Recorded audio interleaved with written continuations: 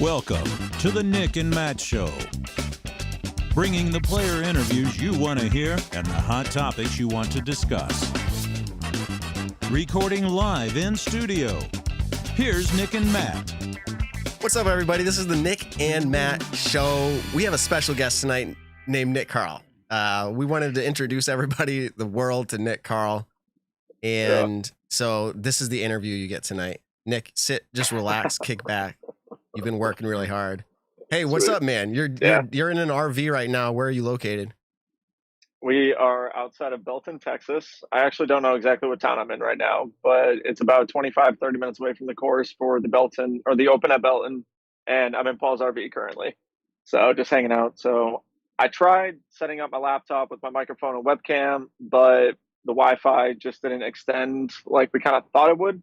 And I didn't have enough time to go find like a Starbucks or something. So I've got AirPods in. It's Sorry about fine. the sound quality tonight. It's Hopefully the fine. video quality won't be terrible. No apologizing. So, Nick, I'm going to read you out a few of the chats already because it should go without saying. Everyone is very happy to see you on a lead card at WACO. Congratulations. So someone said, congrats on doing so well at WACO.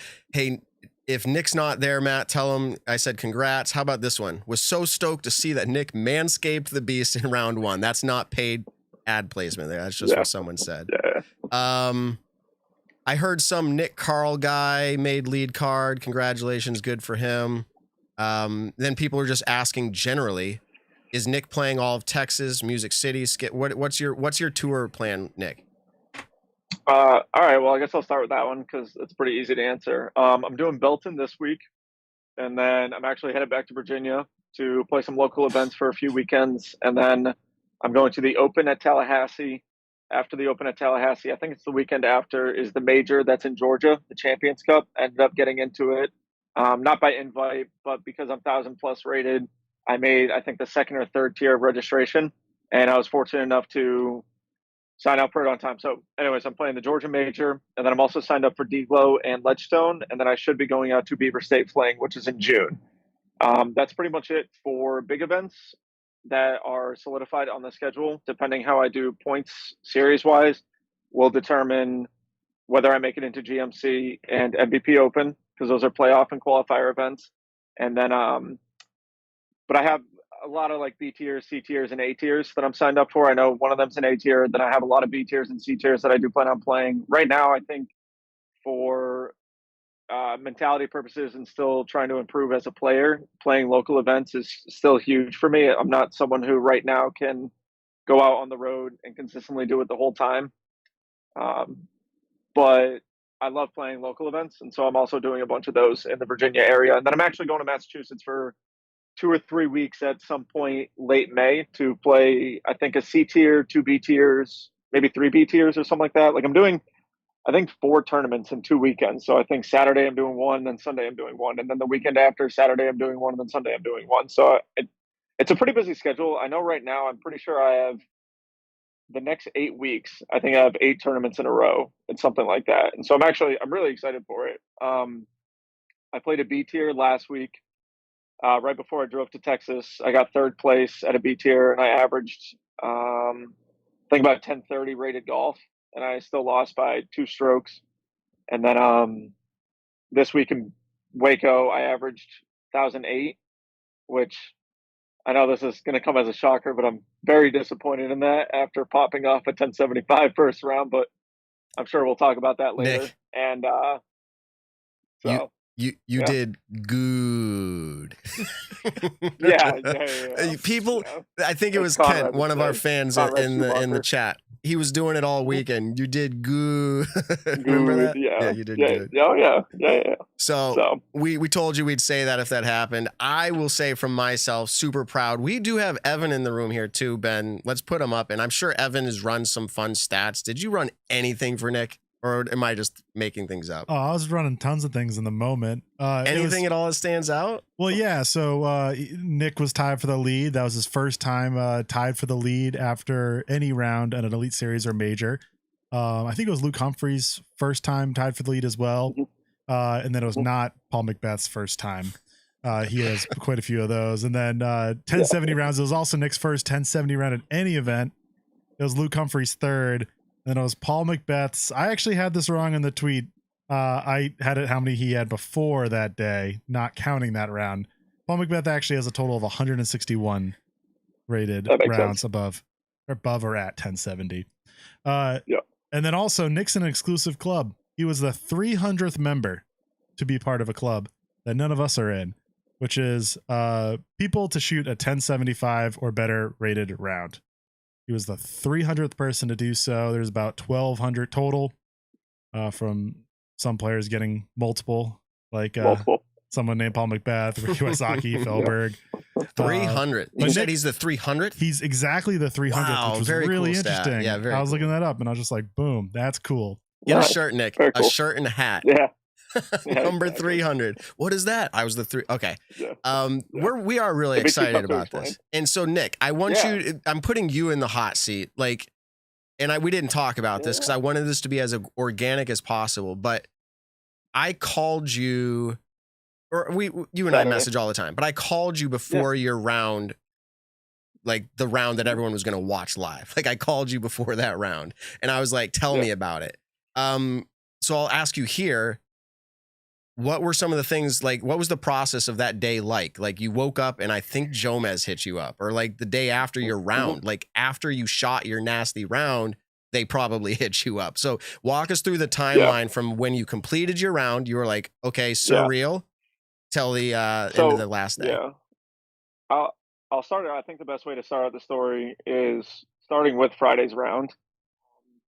So I was the second card to go off in the morning. I was at 9:50 a.m. So we were, I was 2 cards behind the FPO feature card that was going out for the live camera group. And I think we had like a 40-minute interval in between them. So we actually surprisingly didn't wait that much, which was really nice. But it was really cold that day, and it was pretty dang windy. One of the windier conditions. It was actually probably the most miserable round that I've ever played in any Pro Tour event that I've played in when it came weather-wise. It wasn't torrential downpour or anything like that, but for how windy and cold it was just really miserable. Like I literally felt like I was playing Team Challenge up in New England on how cold it felt, how many layers I was wearing. And so when I woke up that morning, it was okay, eat light, get to the course, warm up for a little bit, stay warm, get into my car, and then pretty much, get to the tee pad and start playing some disc golf. And fortunately, that whole week I was having incredible practice rounds. I felt like I was shooting great in my practice rounds. I felt like I had most of the holes dialed in with how I wanted to throw them. And Waco is a course that, if there's going to be a course that I can envision myself doing pretty well at, Waco is one of them. And so I started out birdieing hole 1, which is a super great feeling for me. I think any tournament that I've played, when I get the birdie on hole 1, it's a huge confidence boost of like, okay, this is real. We're in it. Let's play disc golf. And I always tell myself, like, all right, let's play ball. Like, let's get moving. And so then hole 2 came up. I threw a great drive, threw a good upshot. I had a 20-foot putt, made that, got the birdie on 2. Hole 3 came up. I was 15 feet right of it, pretty much pin high, made the birdie putt. Hole 4 is the first one into the woods, and it's a pretty tough dog-leg left. And then the basket goes back to the right. I threw the best buzz shot on that hole that I've ever thrown. Had an easy up and down 3, and then hole 5, I hit circle 2 putt. And that's when I was kind of just like, dang, like, okay, things are clicking right now. It's cold, but things are clicking. My body feels pretty good. I had a hand warmer, I had gloves on.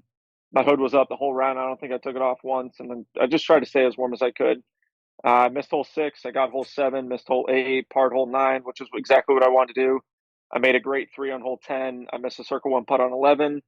I had like a 180-foot throw in on hole 12, which was pretty sick. Was totally lucky. So that was pretty awesome. 13, I got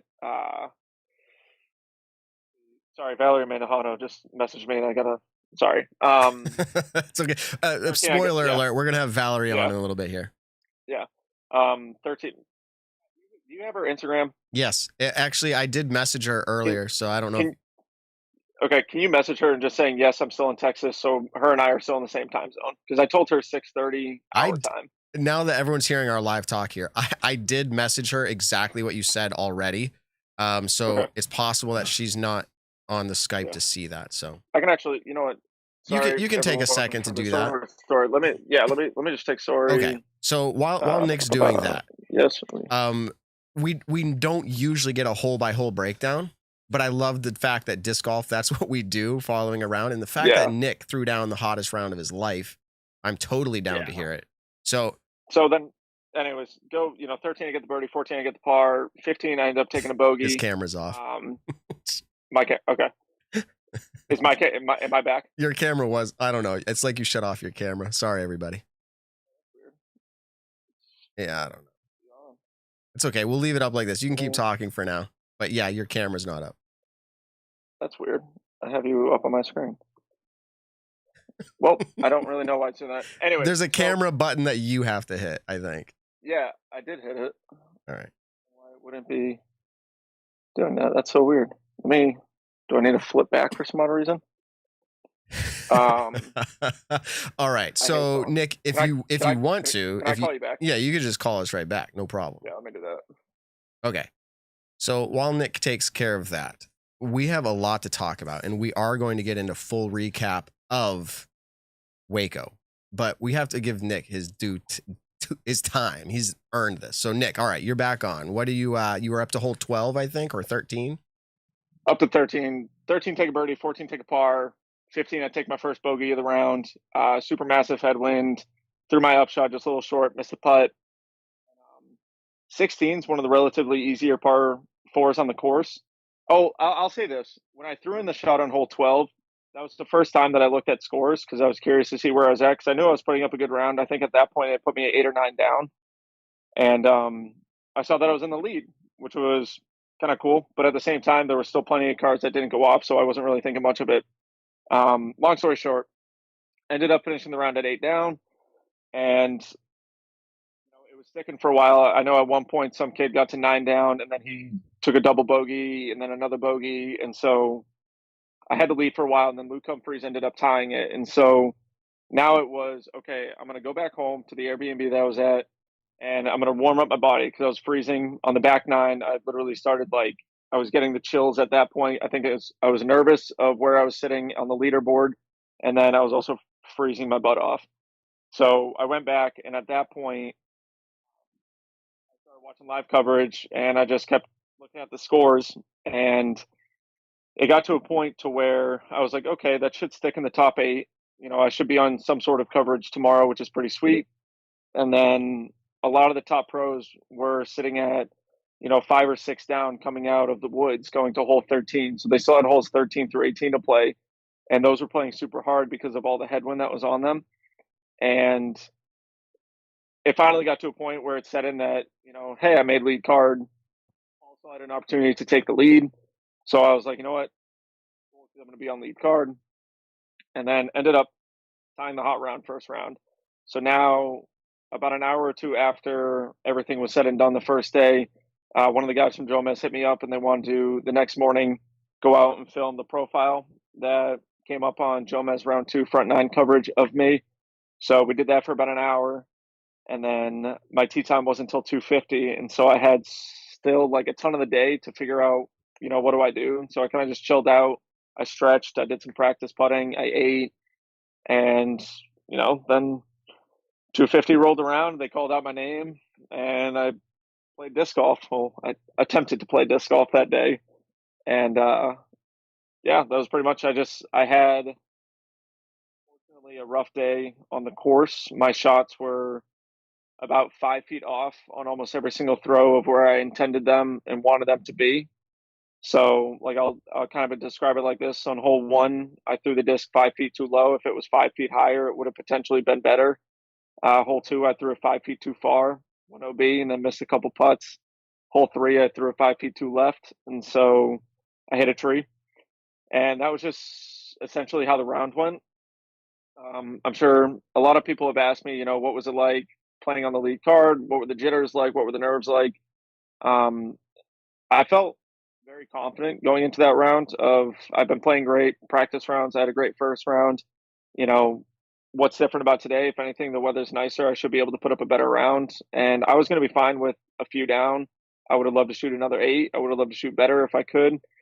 But I'd say what probably made me the most nervous, I think, was the post-production cameras for Jomez and then the live cameras, only in the sense of I love playing in front of people. It's a really cool feeling when your name gets called and people clap for you, or you make a putt and people clap for you. I think that kind of hypes me up, and it's a cool feeling when you're walking down a fairway and someone says, "Let's go, Nick Carl." Like it's a cool thing. And but unfortunately, I just didn't play well, and then it translated also into round 3, and so I dropped myself out of cash, and that was super frustrating. It was very, very disappointing. And I think that's, like I made an Instagram post today, and that's what I consider the failure. It's not necessarily, that I made lead card and then didn't stay on the lead card. It was more that I made, I was tied for first place after round 1, and then I ended up dropping out of cash. That's where the failure mindset kind of hit in. And I don't consider myself a failure as a person. I failed in 2 rounds of disc golf at literally the worst possible timing to fail at. But I still have full confidence in my game. I still have high hopes for every single tournament that I go to. It kind of showed me that I'm a better player than I was last year. The capability of competing at a top level event on a course such as Waco. I think a course such as Belton, any of the courses that the tour plays, I think I should have a general chance of being able to shoot well at them. So now it's just looking into the future, and I'm trying not to really dwell on what happened last week or pretty much what happened yesterday and the day before, because if I do that, it's just going to cripple me going into any other tournaments. And so confidence level, I feel great. I drove out to Belton this morning after leaving my Airbnb, got in pretty much a practice round and a half at this point with Paul. We worked on some things for, let's say, my throw, or like how to throw a certain hole. If I'm playing a certain wind, what kind of disc should I be throwing in that wind? He definitely helped me out with a ton of things like that. And it was just, okay, that's the cool thing about disc golf, is that I had 2 bad days of work, which cost me money, but I get to try to make up for it this week. I have a full another work week ahead of me, and now it's just capitalizing on that. So there are so many things we could talk and break down more, but I saw an interesting question in the chat, and I think it's relevant. You're in the presence of the GOAT, as you described him in your Instagram message, which is Paul McBeeth. And talking about Tom Brady. Did he say, yeah, well, that's a whole nother Tom Brady's back, baby. But okay. Yeah, I know. Did Paul say anything to you after the completion of your hot round? He said, like you didn't beat me yet, kind of a thing? Or did he say anything between that and the next round? Or did he say anything to you during the round? So he messaged me after my round, because I finished well before he even started, and the first day. And so he messaged me after. He said, "Great round, man.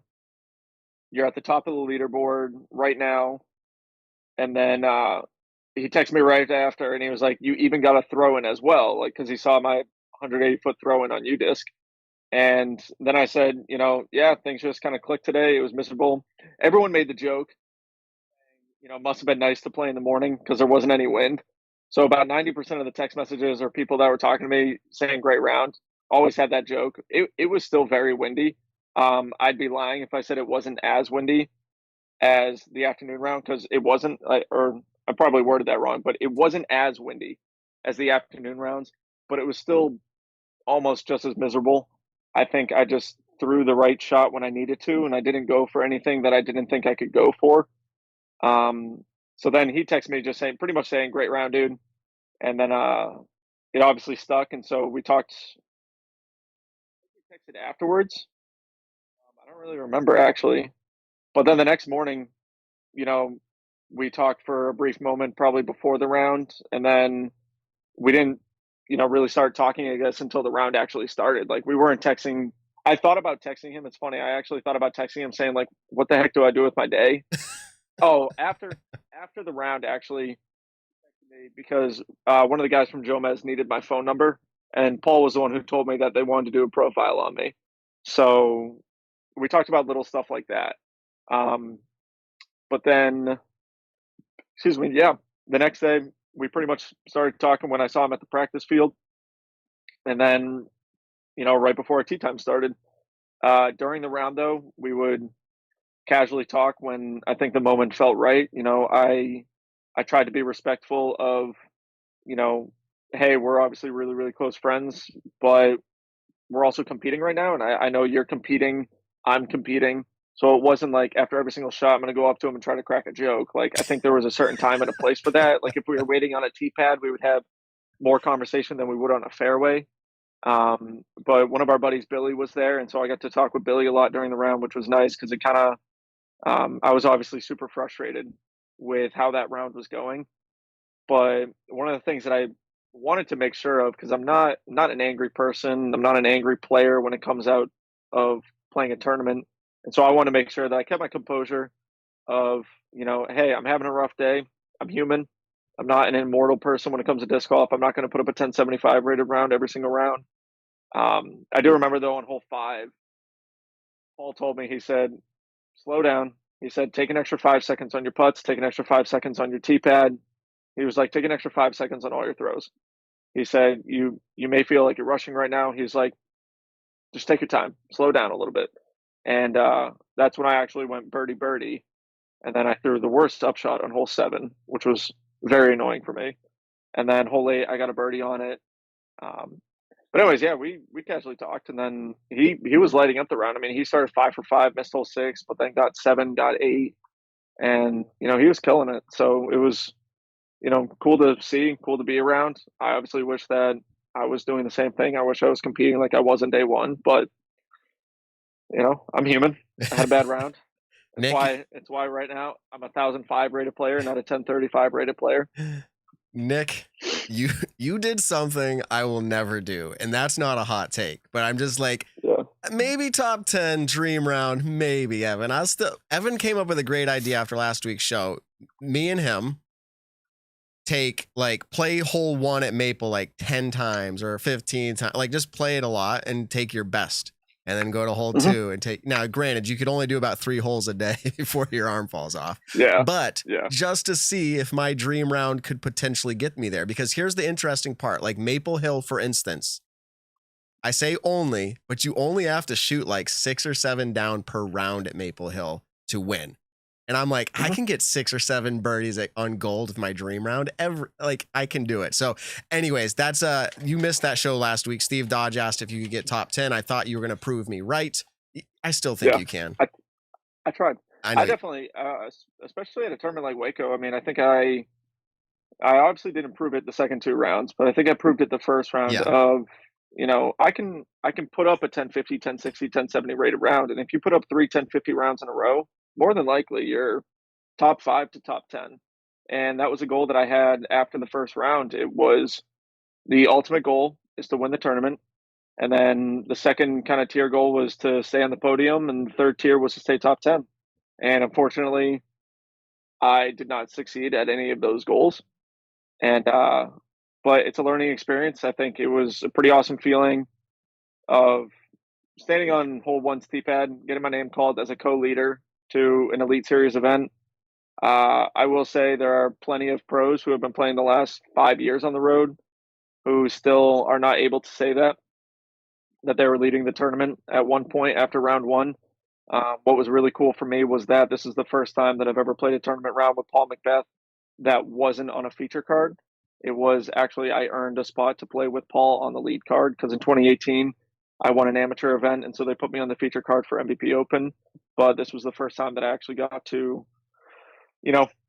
play with him as a competitor, around the same score. Usually I'm getting smoked by 10 or 11 by him after the first round, and, so that was pretty cool. Well, Nick, I wouldn't be doing my job if I didn't ask this question. Was that a fluke? I knew. So it's actually really funny you say that because I knew you were going to ask that. Someone came up to me after the second round, and he was like, "Hey man, really really love the show. Can't wait to hear your kind of like talking points on how everything's going to go down this week." Yada yada yada. I said, "Oh well, Matt's going to ask the question: was this a fluke or not?" And so I already thought up an answer. Is that no, it is not a fluke. I definitely think I have the capability to do this more often. It won't be the last time that I'll ever be on a lead card at an Elite Series event. I think I'm slowly, I'd like to be progressively getting better quicker, but I think I slowly am becoming a much better player than I was even last year. And so now it's just putting it together more than one round. Yeah. And Nick knows this. That is totally in jest that I asked him that question. Now, when I asked Ezra that question, it wasn't. It was a real question. For Nick, I know Nick. I know Nick. I've known him. Hey, I handed him his first disc. Like, I know Nick. I have the right to do that to him. Okay, so let's do this. We're pretty far in here. We're gonna actually get to Valerie in just a minute. But what I want to do, we talked about McBeast just a little bit. This right here, ladies and gentlemen, on screen. Oh my goodness, look at Nick. Nick has a bag of jerky too. It is time to snack on some jerky. If you've never tasted Double G Craft jerky, you are missing out.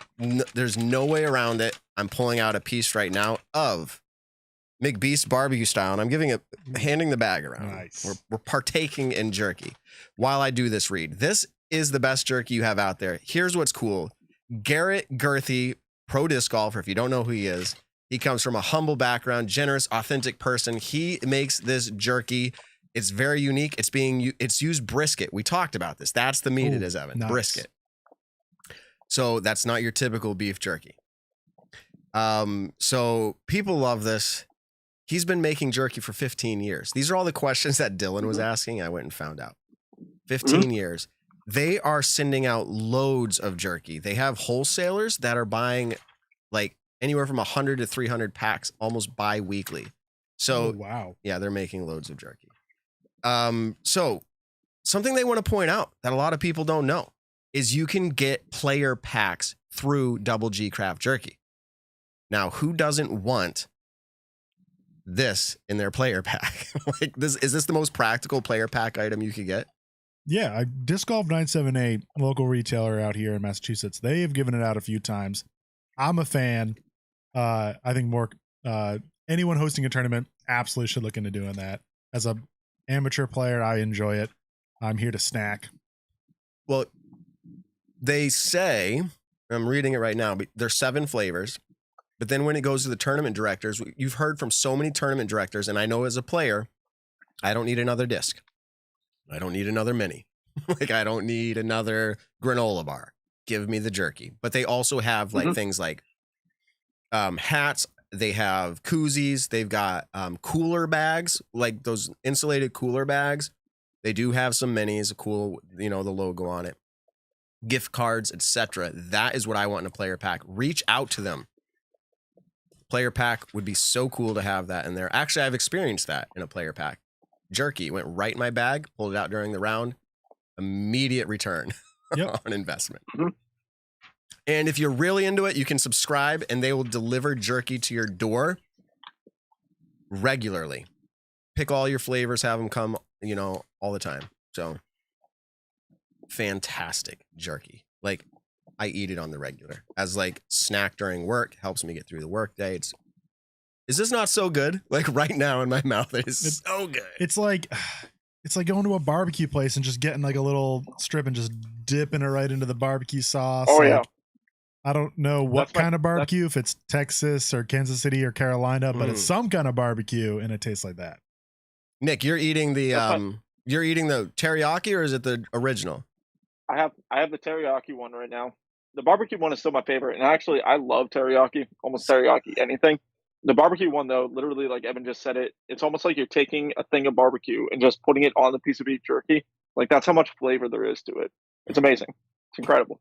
So that's the McBeast barbecue. That is really excellent.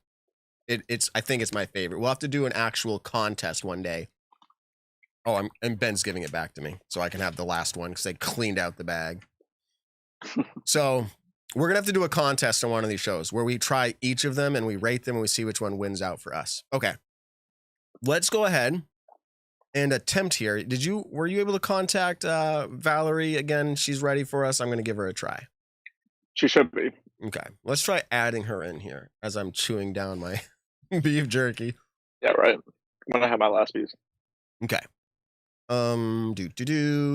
Getting her lined up. This is the nature of a live show. So, Nick, you were there. Oh, it says Valerie's unavailable in Skype. We may need to work on this. We'll see. We'll try it again here in a minute. But you were there, Nick. You saw people like Valerie. You saw Paul. You saw all the players there. I'm not going to ask who had their head down the most.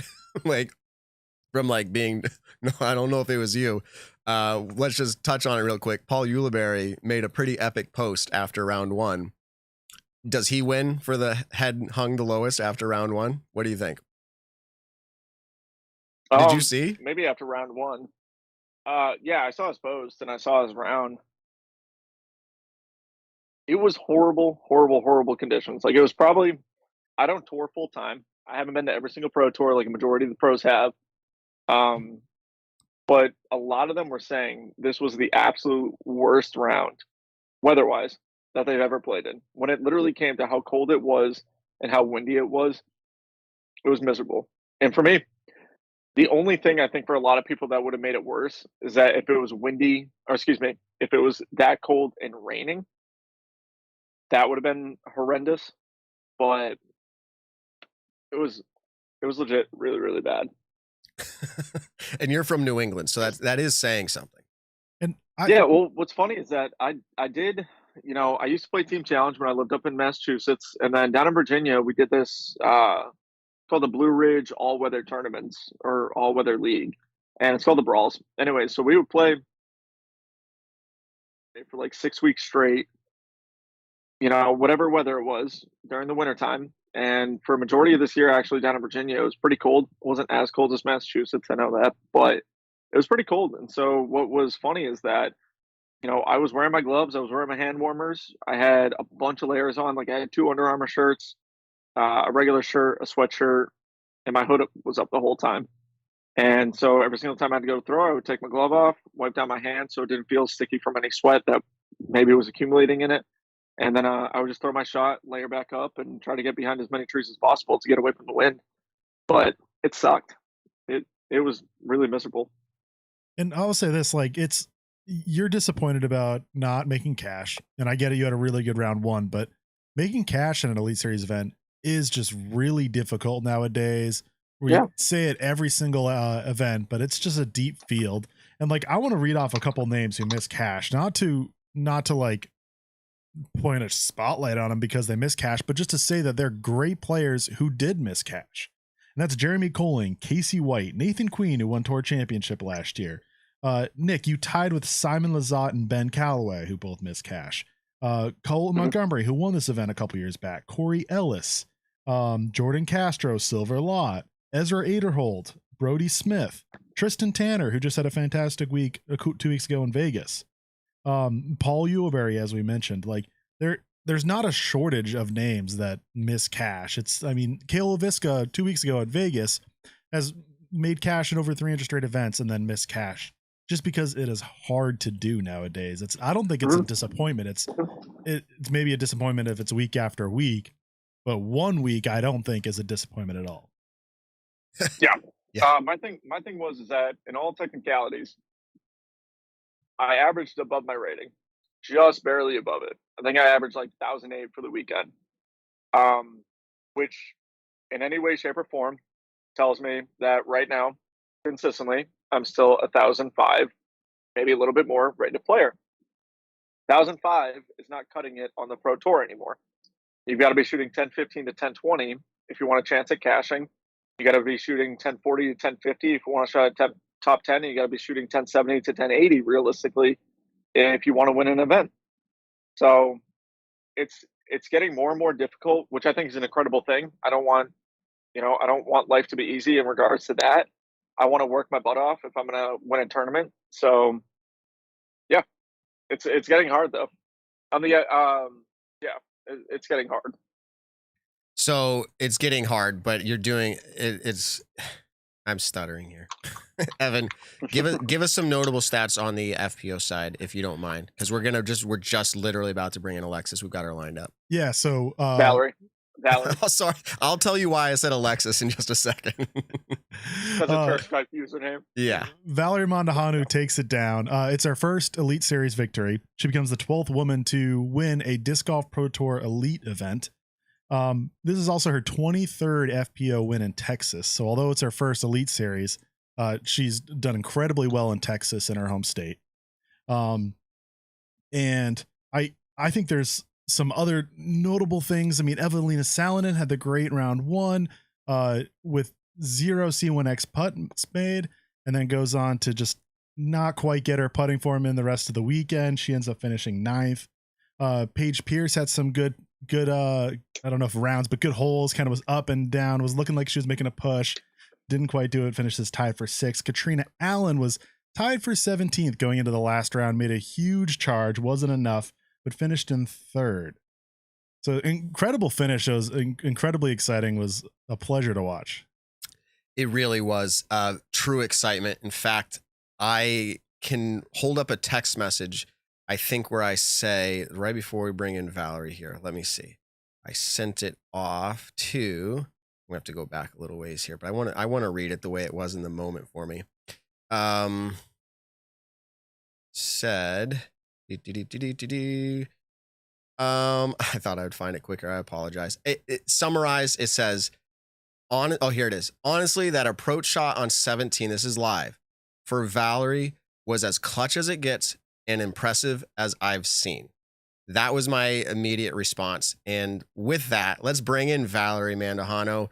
Welcome to the show, Valerie. Congratulations on taking down WACO Annual Charity Open 2022. Tell us about what this means to you. Yeah, it means a lot to me. Just a lot of different reasons went into it. I mean, obviously we all work hard, and I feel like I've been working for like 10 years now, even though it's been like, I don't know, going on 8, I believe. But I've been playing open realistically for like the past 2 years. So, not to mention, I mean, I'm sure a lot of people saw this, but I dedicated it to my grandfather who passed away on New Year's. My grandfather was really close to me, and he never got to see me win, but he would always cheer for me. And that was one of the biggest like heartbreaks for me, was he never got to see me win. And then so I told myself, like, I can't let that happen. Like, I can't go another year without winning. Wow. True inspiration. If that's what's fueling you, I can imagine the rest of the field is in trouble this year. But congratulations on that. We're going to be all over the board with the questions, but coming into hole 17, let's just get to that point, because it was such a moment that I think needs to be kind of just its own topic.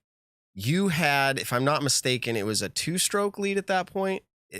3 strokes. Nevin's given me like, I think it might have just been 1 stroke. 1 stroke. Okay. Yeah. So, but you didn't, I don't know. Tell us your mindset. I have my own feelings as watching it. Tell us your mindset there, because that to me does not seem like a very high percentage shot. Tell us what your mindset was going into that hole. Yeah, like I had 1 stroke going into it. I just lost 2 back-to-back, and I actually made a comment to Mason when Kristen threw her putt in for the birdie on 16. I was like, and there goes 1 stroke only left. And he looks at me and he goes, don't talk that way. He's like, don't be negative. It's 17. Anything can happen. He's like, just because you have 1 stroke doesn't mean you're going to win, and it doesn't mean you're going to lose. He's like, if you have that mindset, then that means, yeah, you're going to lose. You're already losing. And so right there in that moment, I was like, okay, you're right.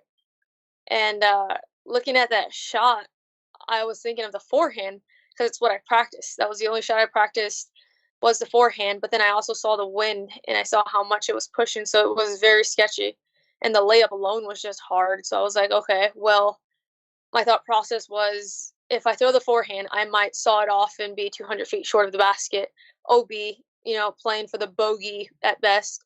Or I could throw the backhand and hopefully skip by the basket. So then I have like a 30-footer for par. And that was kind of my mindset. I was like, if I hit it, I'll be parked. If I don't, I'll have a putt for par. And Evan can back me up on this one. Is it true that that was the only birdie on 17th that day in the FPO division? Do you know, Valerie? I don't know exactly. I actually just watched the coverage on GK Pro, and that's what Madison was saying, is I was the only birdie. So I was pretty surprised right now myself. That's pretty sick. Yeah, what a moment. The wind was no joke. Evan's confirming on the other side, but he has a microphone. Yeah, only birdie. It averaged 1.32 strokes over par, and it already is a par 4, so 5.32 average. So that just added to the whole moment. Like, it wasn't that, I don't know, the whole thing put together to me was like, I'll say it one last time, as clutch as it gets and impressive as I've seen. Was it for the world championship? No, but for you, this was as pivotal a moment as you've ever had. So to you, it was that moment and you executed it. Do you feel like that was clutch? Did you feel like I don't remember seeing a fist pump, but maybe someone else was doing it for you?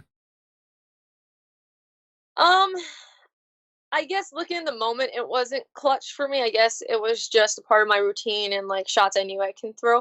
But I guess looking into it now and looking back at it now, seeing how well the shot went, I'd say, yeah, it was pretty clutch. It was perfect timing. I could throw a great shot.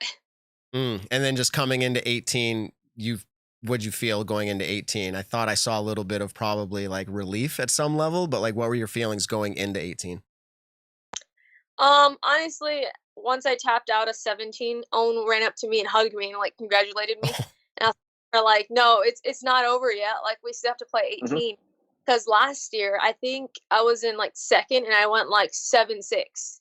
And so that put me back in like 15th. I can't remember the exact like placement, but I know it put me pretty far back from where I started that round. And so that's what I remember thinking. And I told myself, I'm not going to let these 2 holes get the better of me. And so going into 18, I was like, I know it's not over. Like last year, I think I threw 3 in the water before I hit the ground. So I was like, just get it across and then it will be over. And I always remember, I believe this was Paul MCBEth saying, it's not over till the last putt falls. So that's always in my mind. Yeah, absolutely. And you had just about, I think it was 4 strokes. I was actually standing on hole. It's funny because, I'm interviewing you as a host of the show, but I've seen you all week. And so like, I've already given you the congratulations and, we almost lost an earring because I came over and said hello. Yeah. But, I thought about that before I got on the show. I was like, I haven't put my earring in.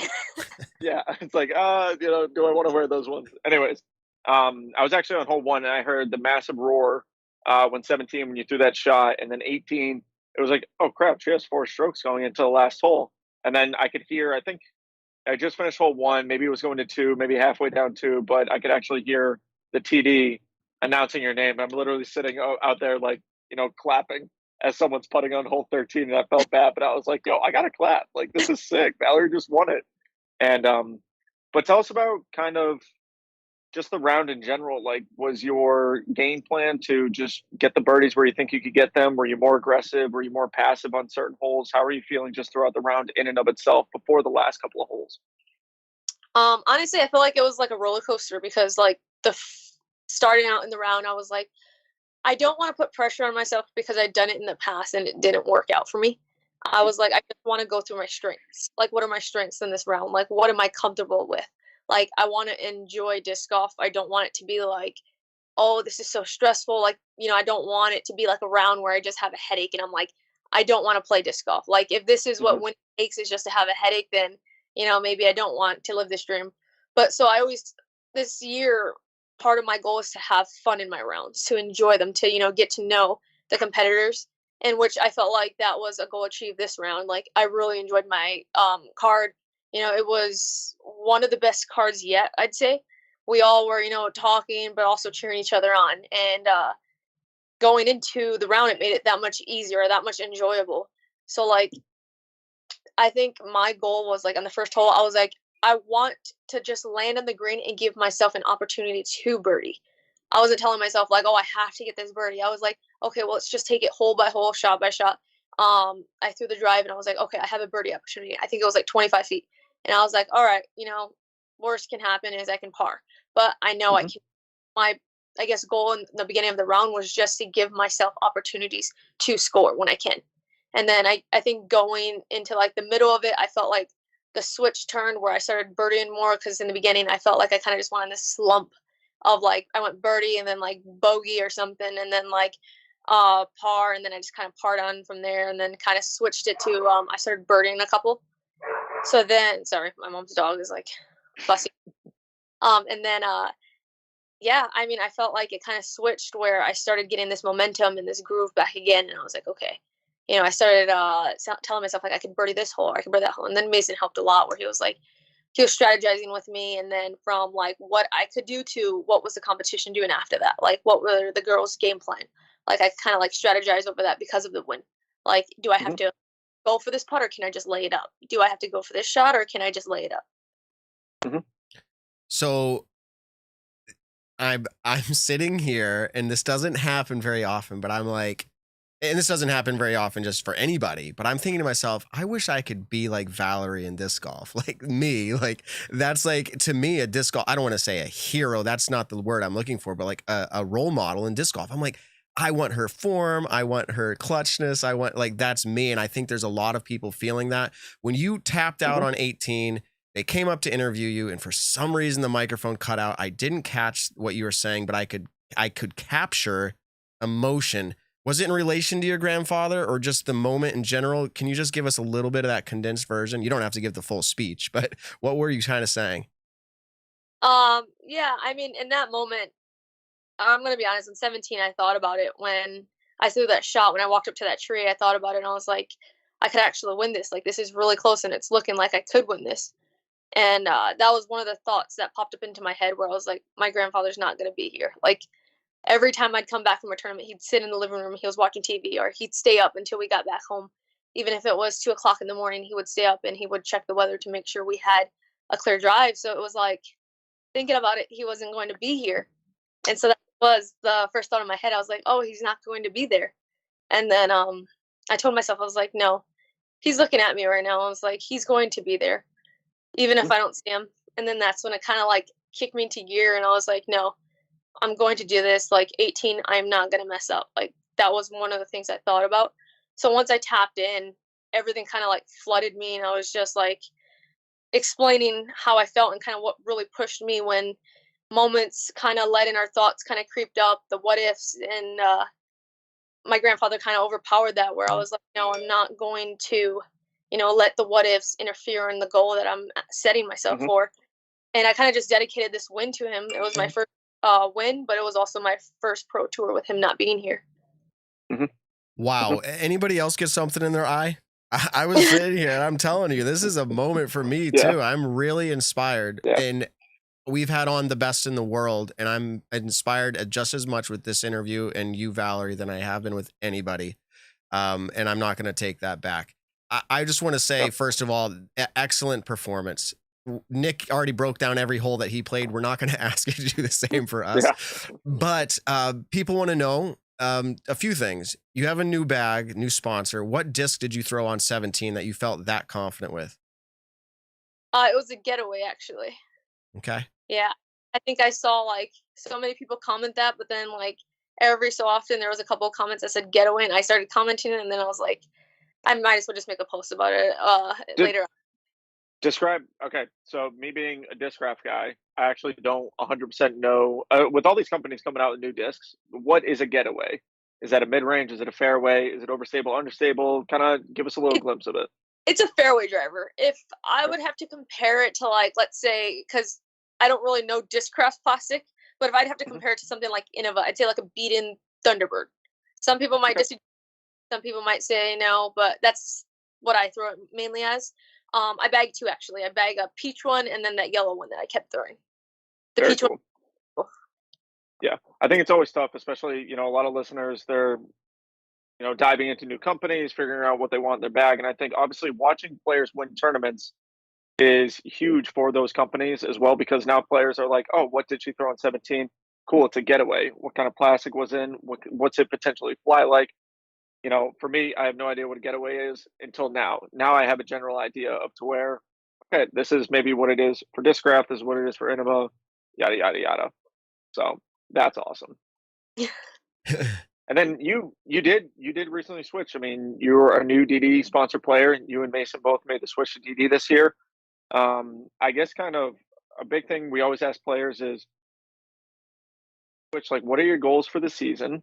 You just won a Pro Tour event. That's probably a goal that you had in mind, was I do want to win an Elite Series event.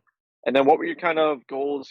Did you have high expectations switching to a new company? Or were you kind of like, let's just see how this goes? What's your mindset going into the 2022 season?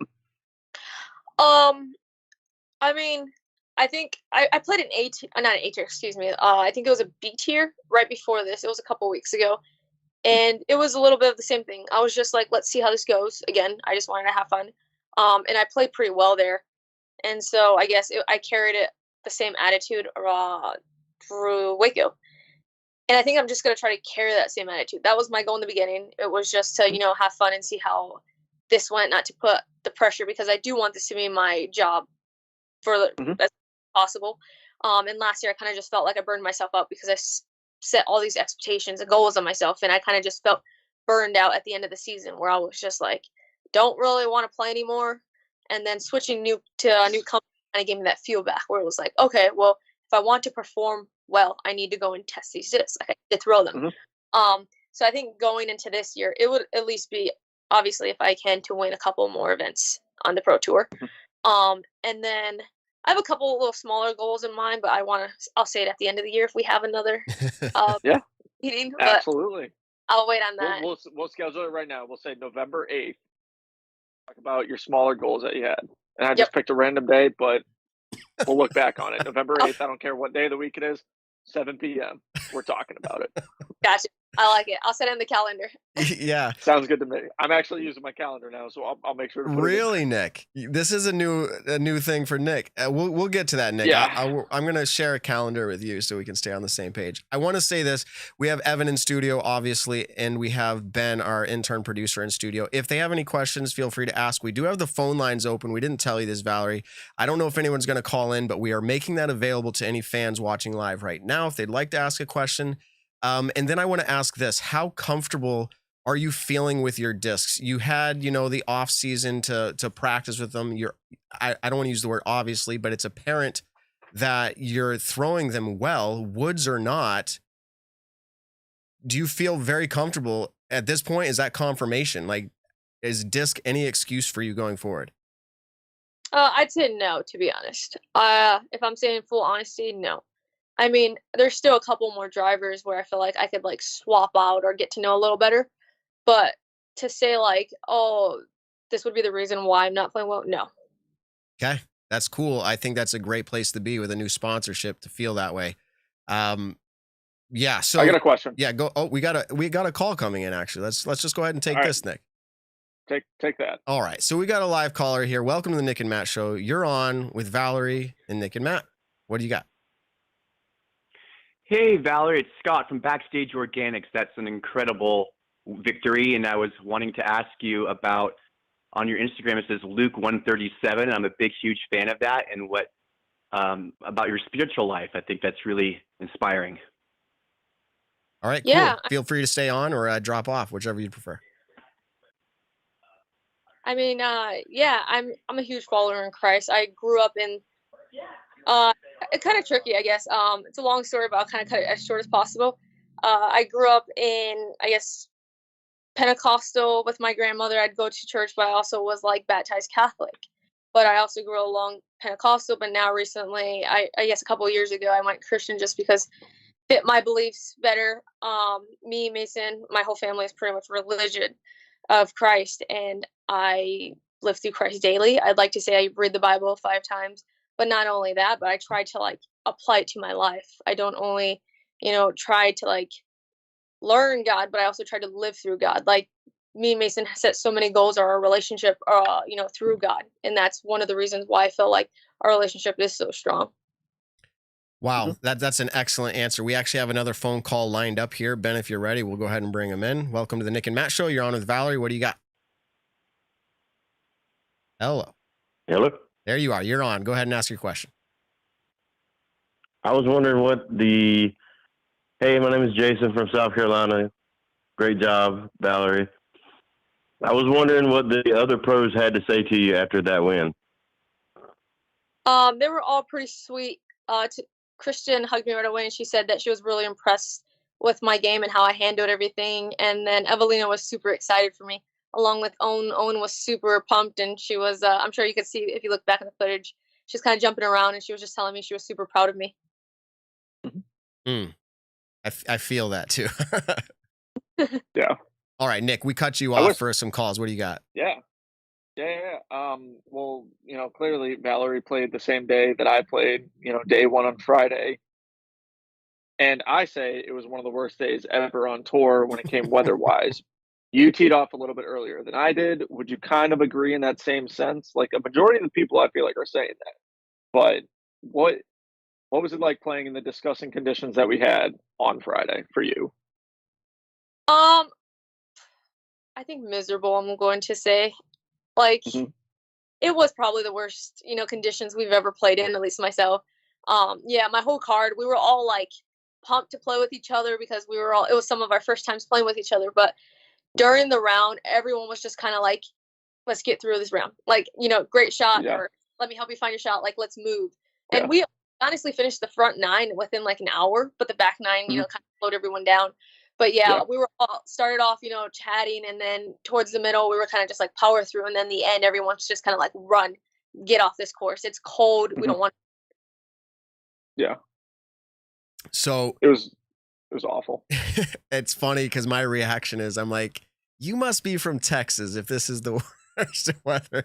But that's not to downplay. We actually had this conversation before you got on that it was pretty brutal. Some people saying exactly the same thing as you, so you're not the only one. I guess one of my last thoughts is winning this event all encapsulates a whole bunch of feelings, a whole bunch of successful storylines for you. One of them being, I would imagine, the field that you went against. This was an elite field. It was contained multiple world titles, with Paige being 5 and Katrina being 2, plus a whole slew of other players, some who have won this event previously before as well. What does it mean to you when you think back on it, or you currently are, you're still thinking on it, the players that you were able to compete with and finish better than? Does that mean anything to you? I mean, I feel obviously honored to win this event, knowing like most of the top players were here, and I was able to compete with the best.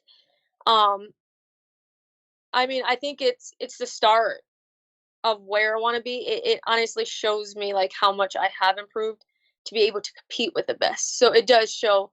I guess I do. It does show a lot for me.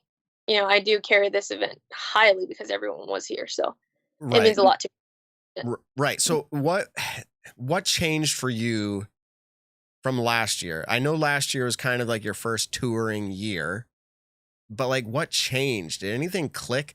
I mean, sponsor change has to do something for your mental game, but usually it's not always in the other direction. So like what changed? Are you feeling like you're a new disc golfer?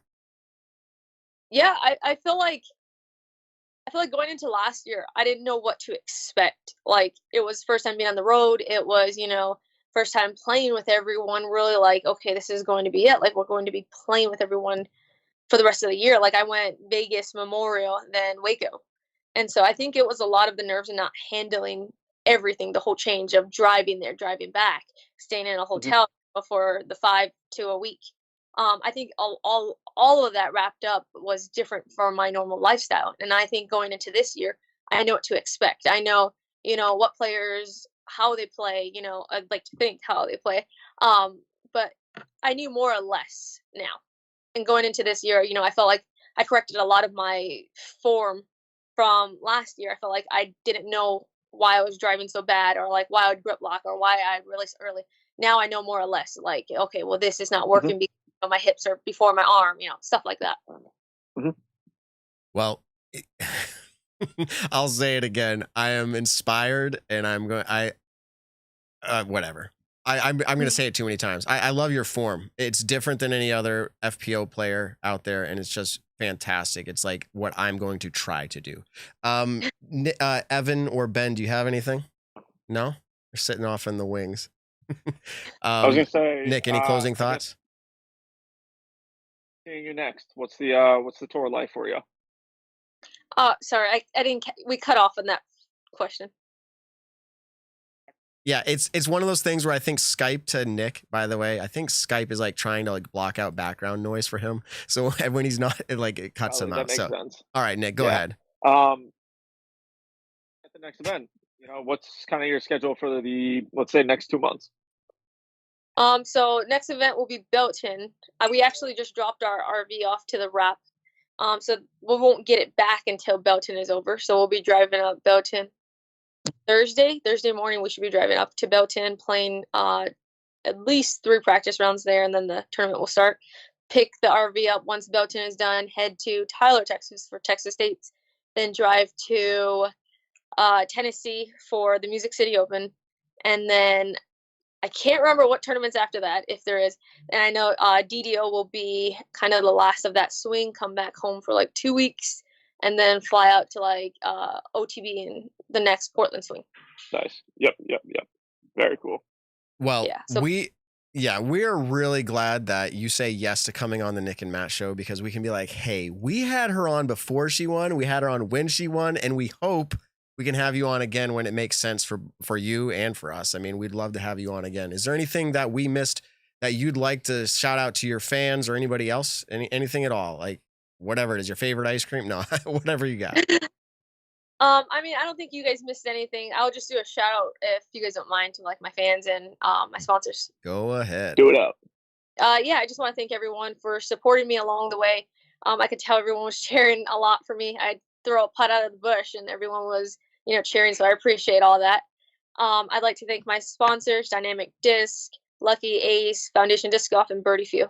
And then, of course, my family. I'd like to thank my family for all the support that they give me. Very inspiring. And by the way, Very Mason getting his first near the end of last year and you getting yours, it must feel great to be like, we're like the Colton and Kona, and meaning together you guys are both doing it on the road. That's pretty awesome. Congratulations on that. Look forward to more future successes. With that, I'll say thank you again, and hopefully, what time is it there? Yeah, 7:00. Have a great evening. Thank you. All right, See you later, everybody. Bill. That was Valerie Mandujano. Really awesome to have her on the show tonight. People heard me stuttering. They heard me like being like, I wish I could throw like that a lot. Like that's where I was at with this, and that's just the real feelings coming out. And I think we just lost Nick somehow. So, I'm still here. Okay, Nick's still here. I'm still here. So that's where I'm at with that. That was pretty awesome. She throws a disc very impressively. And am I going out too far in a hot take here to say that, like, I know we're the disc golf world and we react really quickly, but man, what she demonstrated did not seem, I didn't ask the flute question because it did not come off that way at all. So No, heck no. is she here to stay? Like, is that course just that much up her alley? Like, a little No, I bit of think, both. Yeah, I mean, we've seen Valerie in a lot of different tournaments, just never capitalizes and never finishes down the stretch of winning the tournament. But now we finally saw that she's got it under her belt now, where her confidence goes from this point on, figuring out her discs even more, learning out, all these new courses. Last year may have been the first year that and so now learning the courses, she may have potentially already seen a majority of the courses. So now it's not, you're not really playing it blind. And so I think that is going to help out a ton of, hey, I've been to this course before. Now I just got to figure out what discs I'm going to throw. They were different than last year. And let's go out and compete. So I think we're going to see Valerie's name a pretty decent amount. Okay. I forgot to do this, but this is actually one of the benefits of coming on the Nick and Matt show. The guest gets a variety pack of jerky from Double G Craft Jerky. So if you happen to check back in, Valerie, and you saw this, we'll reach out and let her know as well. But if you check back in, you saw that, reach out to Double G Craft Jerky and get yourself a variety pack. They will ship it to you for free. Do that. It's awesome. Thank you for being on the show, Valerie. Nick, I'm not going to put you on the spot, and I'm not going to put the greatest of all time on the spot, but if he's nearby, would he be down to play a little stat or fiction? He's out and about right now. And so potentially when he gets back, Okay. I'm going to try to convince him to come on literally by grabbing him. Just be like across the stat or dining room fiction. He table. loves competing. Yeah. Okay. Exactly. So then we're just going to keep talking then, but when he comes back in, Yeah. you're just going to grab him by the neck. So I got something to kind of shout out really quick. For a lot of people who follow me on Facebook and Instagram, you would have seen last week that I posted part owner of what is Discura Disc Golf. So Discura, this is our bar stamp version of the hoodie. On the back of it read Discura? I mean, no, I'm kidding. Yeah. So going to be an apparel company in the disc golf world. One of the things that we're specializing in is UPF 50 rated solar gear. So it's really lightweight, really durable, really flexible to go out in your practice rounds. It's also really good for protection from UV rays. That's something that as a disc golfer, when you're playing all day, every day in the nice hot sun, you want to be mindful of protecting your body in any way, shape, or form. And so I think having certain clothing that will allow that is huge. And so that's something that Discura is specializing in. But then we also have really, really great lifestyle stuff. Like this is just a regular lifestyle hoodie. It's nice and fleece, very comfortable. I think it looks great. It's got the nice bar stamp on it. This one actually has my logo in the back, which will be available on our website soon. And then if any of the people in the chat want to support my touring efforts, I still actually have a couple fundraiser discs left on the discuradg.com website. So you can go there and check out what you want. There should be some zones, nukes, forces, and undertakers left. But want to give a big shout out to Discura DG. They are a huge reason that I'm even available, or excuse me, even able to go out on the road for all that they're doing to help me out and all that I think is going to be great in the disc golf world when it comes to apparel. So where do I send the invoice for that ad placement?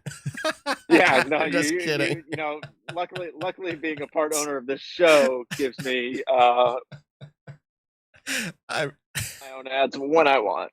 I think the bigger question. Pretty cool thing. I think the bigger question is when we get a little Discura goodie bag. Oh yeah, sent out to Matt's house. Yeah, we need to try it on for next episode. Evan will take a size large. I'll take a size medium. We'll just go around the room. Sounds good to me. Nick goes, I'll talk. We'll have our people talk to your people. Yeah. All right, that is really exciting. Exactly. Actually, That's how it's gonna work. I'm gonna take out my AirPods. Yeah. Hold on, I just froze. Am I back? All right. I'm gonna take out my AirPods really quick. Okay, Nick took out his AirPods. I can still hear him. I think I can still hear you. Yeah. Switch over. Oh, wow. Okay. Surprise. So welcome to the show, Paul McBeth. Congratulations on your win. This is a surprise visit from you. I'm not prepared for a deep interview, which is great for you. But tell us, man, this is your first Pro Tour win of 2022, your second win of the season. How does this one feel? Most DGPT wins of any player. I mean, it feels good. Are you comparing it to like how's it feel compared to last week, or is that what you're kind of asking? Just give. I'm trying to leave it open ended, man. So just in general, Disc Golf Pro Tour, you're coming back. This is your first one for the year, though, as far as like Disc Golf Pro Tour is concerned. Are any predictions out of you how the rest of this year is going to go? I just want to be confident in my game. And I feel like if I can do that and be that way mentally and physically and just be confident in my health and where I'm going, I think it could be a great year. This is definitely a good start to it, with Memorial and this one. So winning at both feels great, but like I always say, those past tournaments are going to help me win the next tournament or play well at the next tournament. So it's going to still be hard work. Got down here early to Belton, already got some practice rounds in and looking forward to another event. Okay. The weather on any of the days for the tournament, but specifically day one, is it the worst disc golf weather you've ever played in? I guess that's subjective. I definitely played in some really heavy wind and rain, but I've never played in weather that cold before. It's the first time I've ever used hand warmers in a tournament. That was definitely pushing it, and how windy it was. Like my face is still pretty raw from that wind. My lips are all chapped up, cracked. It was really bad, and I'm still feeling it a little bit today, but it was good to get out. I think we had a lot of wind today as well, so it hasn't changed much from Waco to here. Yeah, it's really windy in Texas. So I'm going to try to come back here one more year next year, and if it's still this windy, I'll probably never play in Texas again. I'm just kidding. So 33% win rate is the stat that's coming out. I don't remember. Is that thanks to Stat Mando? Maybe. Yeah, I believe so. Okay, we'll give Stat Mando the credit for that one. Paul, the last hole, and it's not Worlds, but the last hole comes down, and if Luke throws it in, it's the chance for it to go to a playoff. Were you like, anything can happen, Luke's going for it, let me watch this go in? Or did you think, did you even have any thoughts of that in your mind at all? No, I definitely, I think I told Nick, I said, I can't handle this again. Like, there's no way I'm going to be able to handle it. But I knew I still had putt this time. You know, when Conrad threw his in, I didn't have a chance to win anymore. So this one I knew I still had a chance to win, so I wasn't as worried. All right. Well, I'm pretty sure your goal is to win by more than 1 or 2 each event, so you don't have to have that feeling, and I'm sure you'll have a few of those. Can you give us your? I don't care. Yeah. I don't care how many I win by. I Okay. just like enjoy winning. Doesn't matter how many. I'll say this from my point of view. Paul texted me mid-round about something. I actually can't think of it off the top of my head.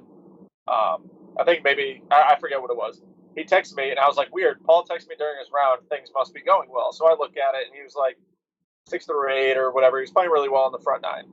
And then I finished my round up at this point. I didn't go into the woods to go find him because the jinx of Nick Carl for Paul McBeth is still, well, we'd like to say it's dead now. The Carl curse we think is maybe lifted, but we're not 100% sure yet. Anyway, so I'm standing on 18's fairway, and literally I can't watch Luke's shot because I'm so nervous actually that he's going to throw it in, and then potentially what happened at Worlds is going to happen. And so I actually looked away at that point, which was like, oh, okay, he didn't make it. I heard that he didn't make it, and then at that point I was like, all right, sweet, Paul won. Now we get to say potentially the curse lifted. We'll see how this week goes. Is it possible that the curse was reversed though? So now, like, if you're playing with Paul, Nick, is that how it goes? To be honest, we talked about this on the Nick and Matt show a few weeks ago. I actually thought that I had the advantage playing against Paul. I thought he was because of curse, and it clearly was not that. No. Okay. Like, I'm genuinely laughing over here. I love it. I don't know why. That just hit me as super funny. Okay, so everyone kept asking me. They were like, "Oh yeah, go get Paul, go intimidate him out there." And I'm like, "Bro, like, I just want to shoot a couple down right now. Like, I just don't want to make a fool out of myself." And made a fool out of myself, but it's all good. Okay. I think I have 3 questions. One is, Paul, after your round 1, you tied for the lead with Nick and Luke. They asked you a question about your buddy Nick, and the first thing out of your mouth is, well, he doesn't throw far. Some people were bothered by that. And I know in the world we live, there will always be some who are and some who aren't. I know your relationship, and I know that you know his game pretty well. You were just shooting straight. This is Nick's game, right? There was no diss there. No, I mean, ask him. Everything he said was 100% true. He also followed up with some of the nicest things he's ever said about me. I think in an interview, it was probably the first time he was ever asked about me in an interview. So I'd like to, say that. But a bunch of people asked me that same question. They're like, "Yo, is Paul dissing you right now? Like, you guys good?" And I'm like, "Dude, I literally throw it maybe 400 on like a good shot right now. Like, I just can't figure out what the heck I'm doing wrong." But when he said that, I actually texted Paul literally right after, and I was like, literally the first thing you had to say was that I don't throw far, and we were joking about it. But he's not wrong. He spoke nothing but the truth. It was awesome. Nick, next time, talking about your distance, just be like, Matt Graham can throw further than me. Just all right. Yeah, I wouldn't be surprised sometimes. You're cracking me up tonight. Where all his jokes come from? So, Paul, there's 2 other thoughts on the event itself. It seems that usual forerunners to events. Now, I'm going to call you an exception in a lot of ways here, but usual forerunners don't always perform well at this event. But then you see those who are unproven but have talent show up at this event. What is it about this course?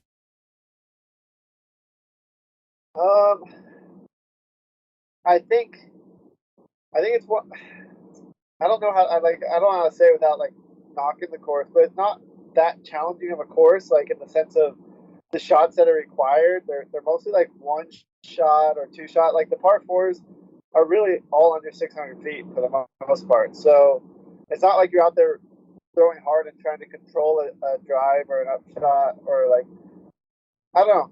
It just doesn't seem like it's as challenging as some of the ones, especially on the Northeast, the New England area, and some of the other courses we run into, like Idlewild and such. So I think it just kind of leaves the door a little bit more open for a lot of players who are just on that week rather than the most talented, if that makes sense. So yeah, I just think that's the way that the course is. I don't think it's a bad thing. I think that there's room for courses like this and tournaments like this on tour, because it does bring a lot more names into the sport and gives a lot more people to talk about, for shows like this and all the other podcasts and shows. It just gives a lot more to talk about, especially being this early in the year, similar to how Memorial and Vegas are, is they're not clear indicators on how the year is going to go or who's going to be at the top towards the end, but they are very, I guess, I don't want to say clickbaity, but like, I don't know, it gives you guys a lot to talk about and kind of just leaves a lot open for the year and a lot of speculation on how it's going to go. Yeah. You know us very well in the media world. We're like Gannon Burr, the next coming of Paul McBeth. Like, I mean, like it's all this. What's happening to Paige Pierce? Is this person gonna we're there. We get it, and you're nailing it right on the head. I will just say I think you alluded to this, but this type of course, do you like it on the tour? Should there be more? Is it the right amount? Is this the only course like that? What's another course that stands out to you like this? I think typically after the Texas swing is when it kind of goes away. Okay. I think that's kind of where it kind of starts to disappear a little bit. But no, I think it's good. I think it brings excitement for the year, and it gets a lot of new faces, in the headlines, and kind of gets fans out there rooting for a lot of people they might not be rooting for the year before, for their entire fandom of disc golf and however long that's been. So, yeah, it is really good and really cool. But I think after Texas is when I'll kind of start. You'll start to see people who may have showed up earlier in the year stick there, or you might see them start to fall down. But then you'll start to see some familiar names. And in my opinion, I think that's how they'll go down. Okay.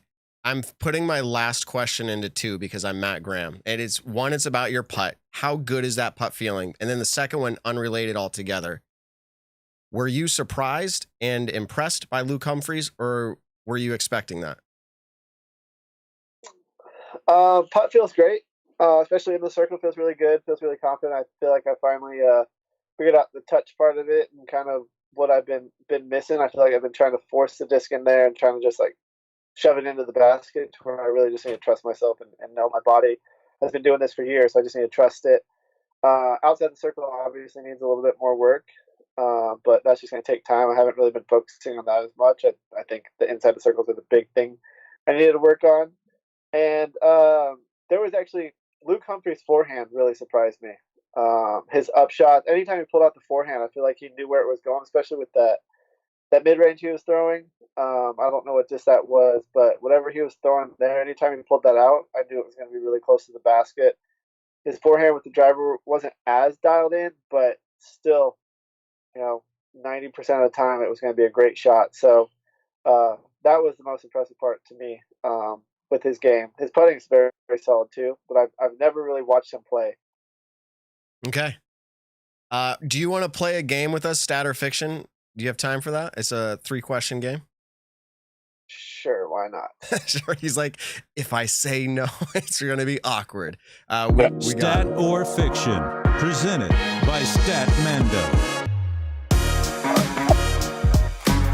All right. As we get into Stat or Fiction, it's presented by Stat Mando, but I do want to give this product, Nick, this product right here, I'm pulling it up. It's a little black container with wax in it. Thanks to Paul McBeth. No, he started this journey of like, hey, check out grip enhancers in the off season. And we have DG Max Wax providing a product to the Nick and Matt show that we want everybody to know about. It is a grip enhancer. I used it during a rainy and cold round.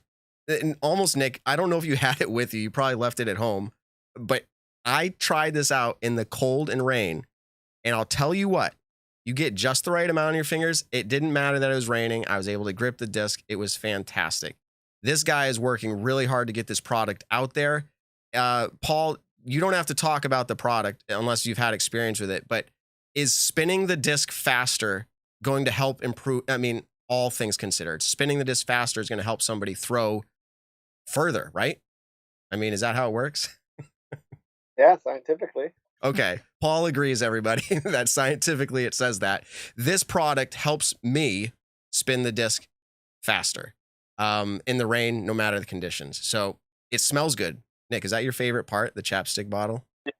Actually, I actually love the smell of it. I think it smells great. He's like, go out and buy it just for the smell. I have a lot of people reaching out, tagging us, saying they went out and tried the product and they are loving it. I can't speak highly enough about it. It's PDGA tournament legal grip enhancer. You don't have to get rid of your birdie bags. This is in addition to drying your hands. Now you can have extra grip. Maximize your disc golf game. Pick up some at DG Max Wax. Because you're a listener of the Nick and Matt Show, use code Nick and Matt and you get 10% off your entire order. Do it now. If you find the product in a local pro shop, I don't know, still tag us. Tag DG Max Wax and say thanks, Nick and Matt, so they know that you are supporting them through our show. We appreciate it. Okay, Evan, what do you got for us, stat or fiction? I just got a quick stat just to throw in before we start, and that's WACO kind of gets a rap of having crazy winners and kind of unique winners, but on the MPO side, since it became a Disc Golf Pro Tour event in 2017, every winner but one has won a major. Paul's won twice. Jeremy Colling won the first two in 2017, 2018. Nico won last year. Colton Montgomery's the only one, and that was the shortened year when it was just 2 rounds. Not that it can't still have craziness, but it's just kind of interesting how we kind of write those narratives. But hopping into it, today is actually Pie Day. If you know what that is, the math term pie, not necessarily the tasty dessert. So I got a question. Bear with me. It might be a little confusing to word out, but it's a cool pie question. Is a player has had an average place through a whole Disc Golf Pro Tour season, averaging less than the value of pi 17 times. So your average finish for the entire Disc Golf Pro Tour season, less than the value of pi. That amount has happened 17 times in both MPO and FPO. Who are we talking about? Just anyone, like a season. Like Paul McBeth says 2019 was very good. I'm going to go out on a limb and say that was less than the value of pi. Okay. So that's what I'm trying to get at. So the stat or fiction is it has happened 17 times. Yeah. Ooh. So it just giving you a number already. In a season, like in a year. Yeah, since 2016. Say that again? Is there a minimum amount of tournaments? Yes, very good point. I did a minimum of 4. Okay, so we're gonna put Nick up first. I'll go second, and Paul can be last. I'll go fiction. Okay. I'm saying stat.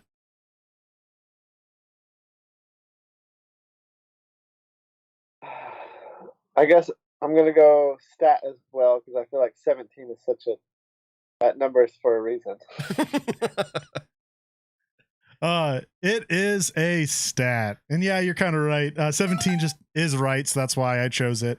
Yeah, I'll say notably, Sarah Hokum in 2020, her average place was 3.1429, so just barely under the value of pi. Wait, no, that's over. Oh my goodness, I messed up, guys. It's 3.14159. Oh my goodness.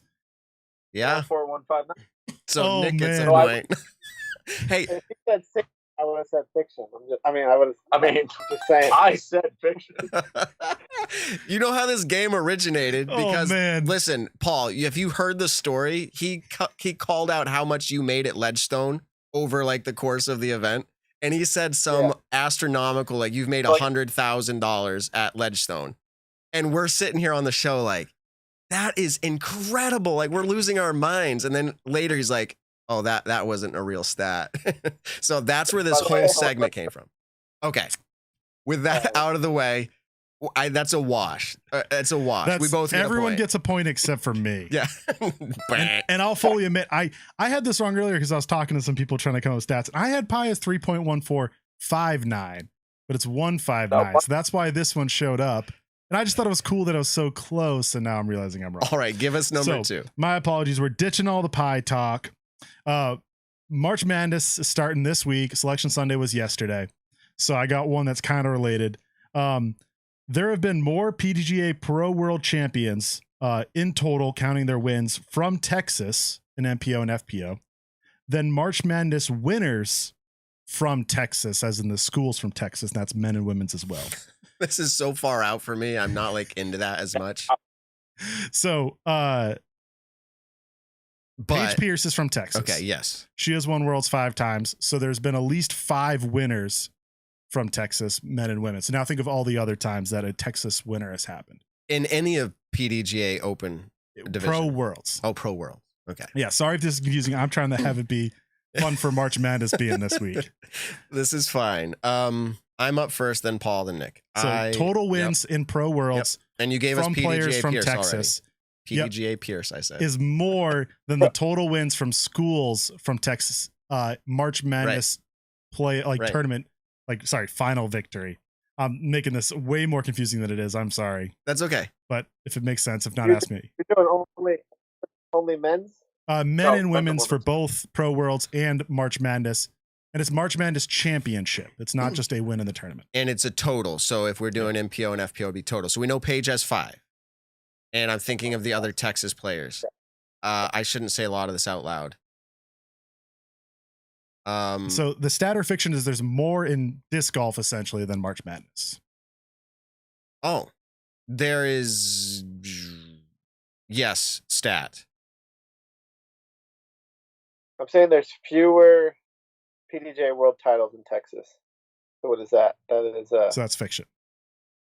Okay, yep, fiction. I'll go fiction as well. Good job, Nick. All right. This is a stat. It's very close. There's been 9 total Pro World Championships from players from Texas. That's Becky Powell, 3 from Des Redding, and 5 from Paige Pierce. I almost asked you where Des Redding was. She's from Iowa. Oh, I was going off PDGA player page. Oh man, come on! Dropping the ball tonight. This is not going well.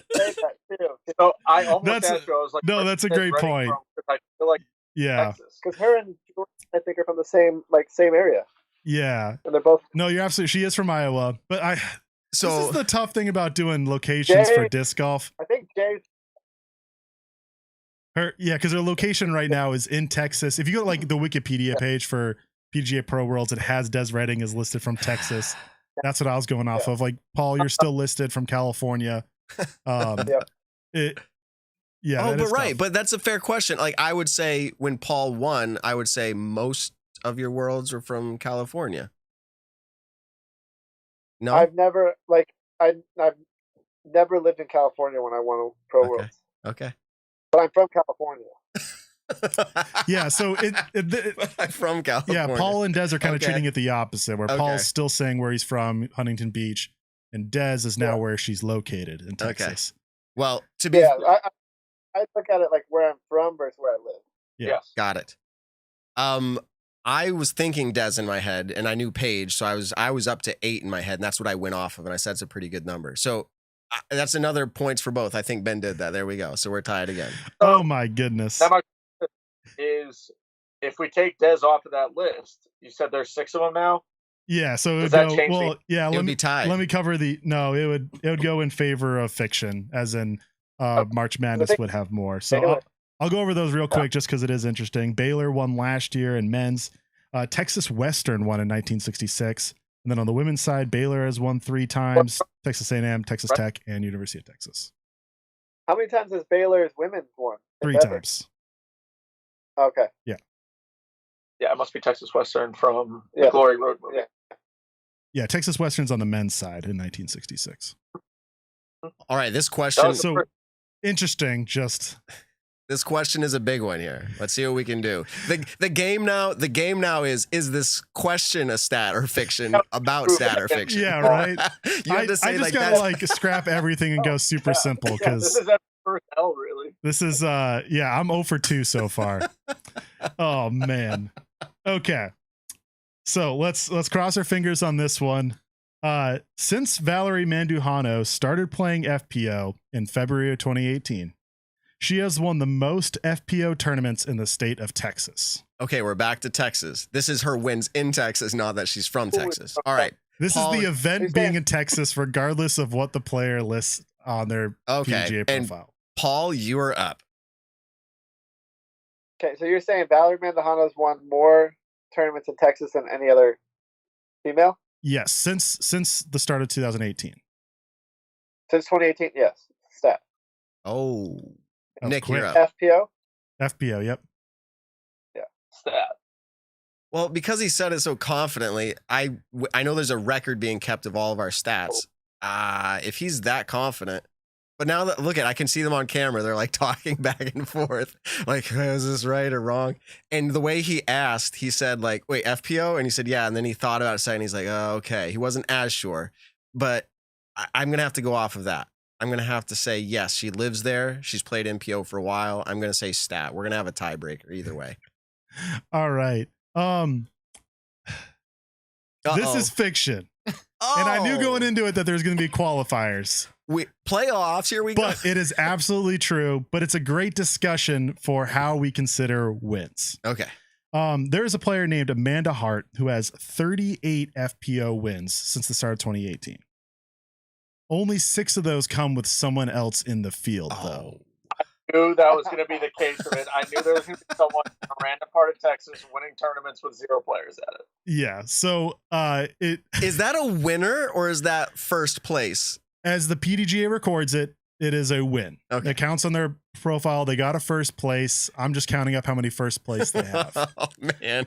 Now, if you're actually saying it, like, was it truly a win? Like, one, Amanda can only play against the people that show up. Yes. Like, no one else showed up. It's not her fault. No offense to her. No Unless offense she's to her. there, you know, actively telling people not to play. I don't think that's the case.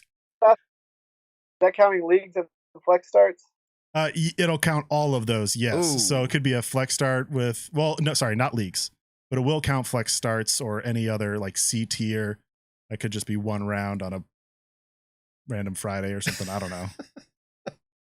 So what we're gonna do, and when Paul's time is done here, we're gonna actually go to Statmando's website and find some really good stats because their website is actually incredibly epic. I was browsing it today. They were telling me to check out a few things. It's actually really incredible. Nick, it is really incredible. You'll have to check it out too. But give us our tiebreaker here. All right. Didn't you guys just drop stuff today too, or yesterday? We just dropped a ton of. Well, we kind of had a soft release. Some people might have found it, but we just announced today we had a ton of new stuff. We have our rankings up. We have the official rankings. We have a thing called the People's Rankings, which is kind of fun. And then we took over Steve Dodge's DG rankings, so we're calculating it now for him. And then we dropped kind of a recap. We'll get to all this later too. A recap of the week and all PDG events. So you can see how many total events, how many total players by state, by division.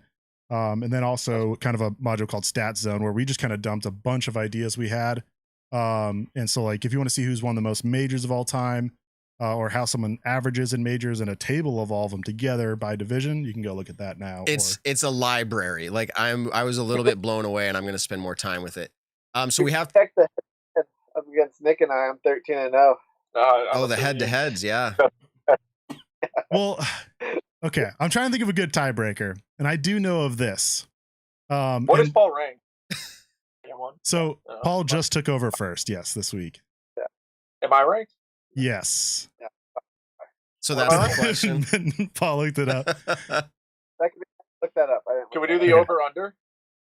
Over-under on Nick's Statmando official rank. Have you seen it, Matt? No. Okay, we can do. Have you seen it, Nick? Maybe not over-under, but just I have not seen it. Guess Nick's Statmando official rank. This is. But Paul, do you know it? No, I didn't look it up. Okay. So I say whoever's the closest wins. All right. How many do you list, just out of curiosity? 100? Oh, like it's thousands. Oh, thousands. Yeah, it's at least anyone who played in the Elite Series or major event last year. Then Nick is listed as 123. 1, 2, 3. Paul, what do you got? 114. Oh, he's going the under. I was gonna. Well, all right, you know what? I'm gonna give myself credit. I think I'm 96. All right, I need the first two again. What was yours, Matt? 123. And then Paul went under. 114. Yeah. Okay, Matt, it is you. Nick, I have no bias in this, but unfortunately, you are ranked 211. Whoa. I don't know. Whoever's doing these is But- full of crap. but- You just, I was like, But hold on. I'm going. Hold I on. didn't put any I didn't Hold put on. any European. You as moved far- up or 8 analyze. spots. So you were 219th before this week. I'm sorry. Like that's very incredible too. So and I will say on DG rankings, you are 104th. So somewhere in between your and Paul's guess would have been it. But this was Statmando official rankings. I said that before we were going. Right, you did. So But yeah, how the stat works. So- I think the last time. So I got a random tour rank from the PDGA, which I don't really know how they calculate it, and it says I'm 82nd, which I'm curious if that's going to go up or down. I don't know when that moves. But I think on UDisc at one point I was like 112, and then You don't have a ranking on UDisc. no, not anymore. From last year. Yeah. From last year. Oh, no, he is. Okay, it says new UDisc rankings right now. It says new next to his name. I just looked, and guess what he's at? 127. 114. 127. Oh. I would have got it. I had no clue. So, anyways, that was really fun. I don't feel good about the win at all. And I will say this, Paul, put this up here. You can see it's really small. McBeast barbecue style jerky. We love that here on the Nick and Matt Show. In fact, because you're a guest tonight on the Nick and Matt Show, reach out to Double G. They'll send you a variety pack of jerky. So, but okay. No, but in all seriousness, do you carry around this jerky like fairly often? I mean, it's one of your brand's names on there. Oh yeah, they'll give me some whenever I want. I don't have any with me now. Tour just started, but now that I have the RV, I'm sure. Nick might have some. He gave me the teriyaki that Okay. I was eating earlier. He gave me that today. Oh, I did. Yeah. Yeah. Yeah, they gave it to me at Memorial, I think. Well, if you'd be so kind, Paul, to reach out next time when you're asking for your allotment of jerky and say, the Nick and Matt Show sent me. We'll take us to the moon, All right. Paul, we really appreciate your time. It's always truly appreciated, and we're really excited to watch how it goes out there. Great Thanks. success to you. Nick, what are you going to do? Push them out now? Is that how this goes? Oh, well, no, well, I was going to say, have you guys ever seen the movie Fast and Furious Yes. with Vin Diesel and Paul Walker? So when Paul was accepting his trophy, I, was sitting in my head. I'm acting as Paul Walker right now, where I was like, oh, dude, I almost had you. And then Vin Diesel goes, you didn't almost have me. Like, get the heck out of here. So it was just funny. That's what I thought the other day. And then at one point, I was like, you know what? I was tied. At one point, I was tied for one hole. And so that was pretty cool. Do you know how many times you guys have YouTubing, Nick and Paul, how many you two have in the same round you have played have tied your scores? Like an Elite Series event? I did all events. Any event you guys have played together, how many times have you gotten the same score? It's twice now. Ooh, I think it's 3. I don't have the query in front of me, so I'll have to check it later. But I think that was the 3rd time. He thinks it's 3, but can we really trust? It's not been my day, so When third time?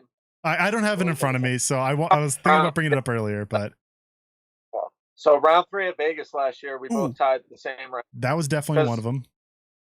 Because I'm pretty sure back then that was my highest rated round, and Paul said your highest rated round is my below average round.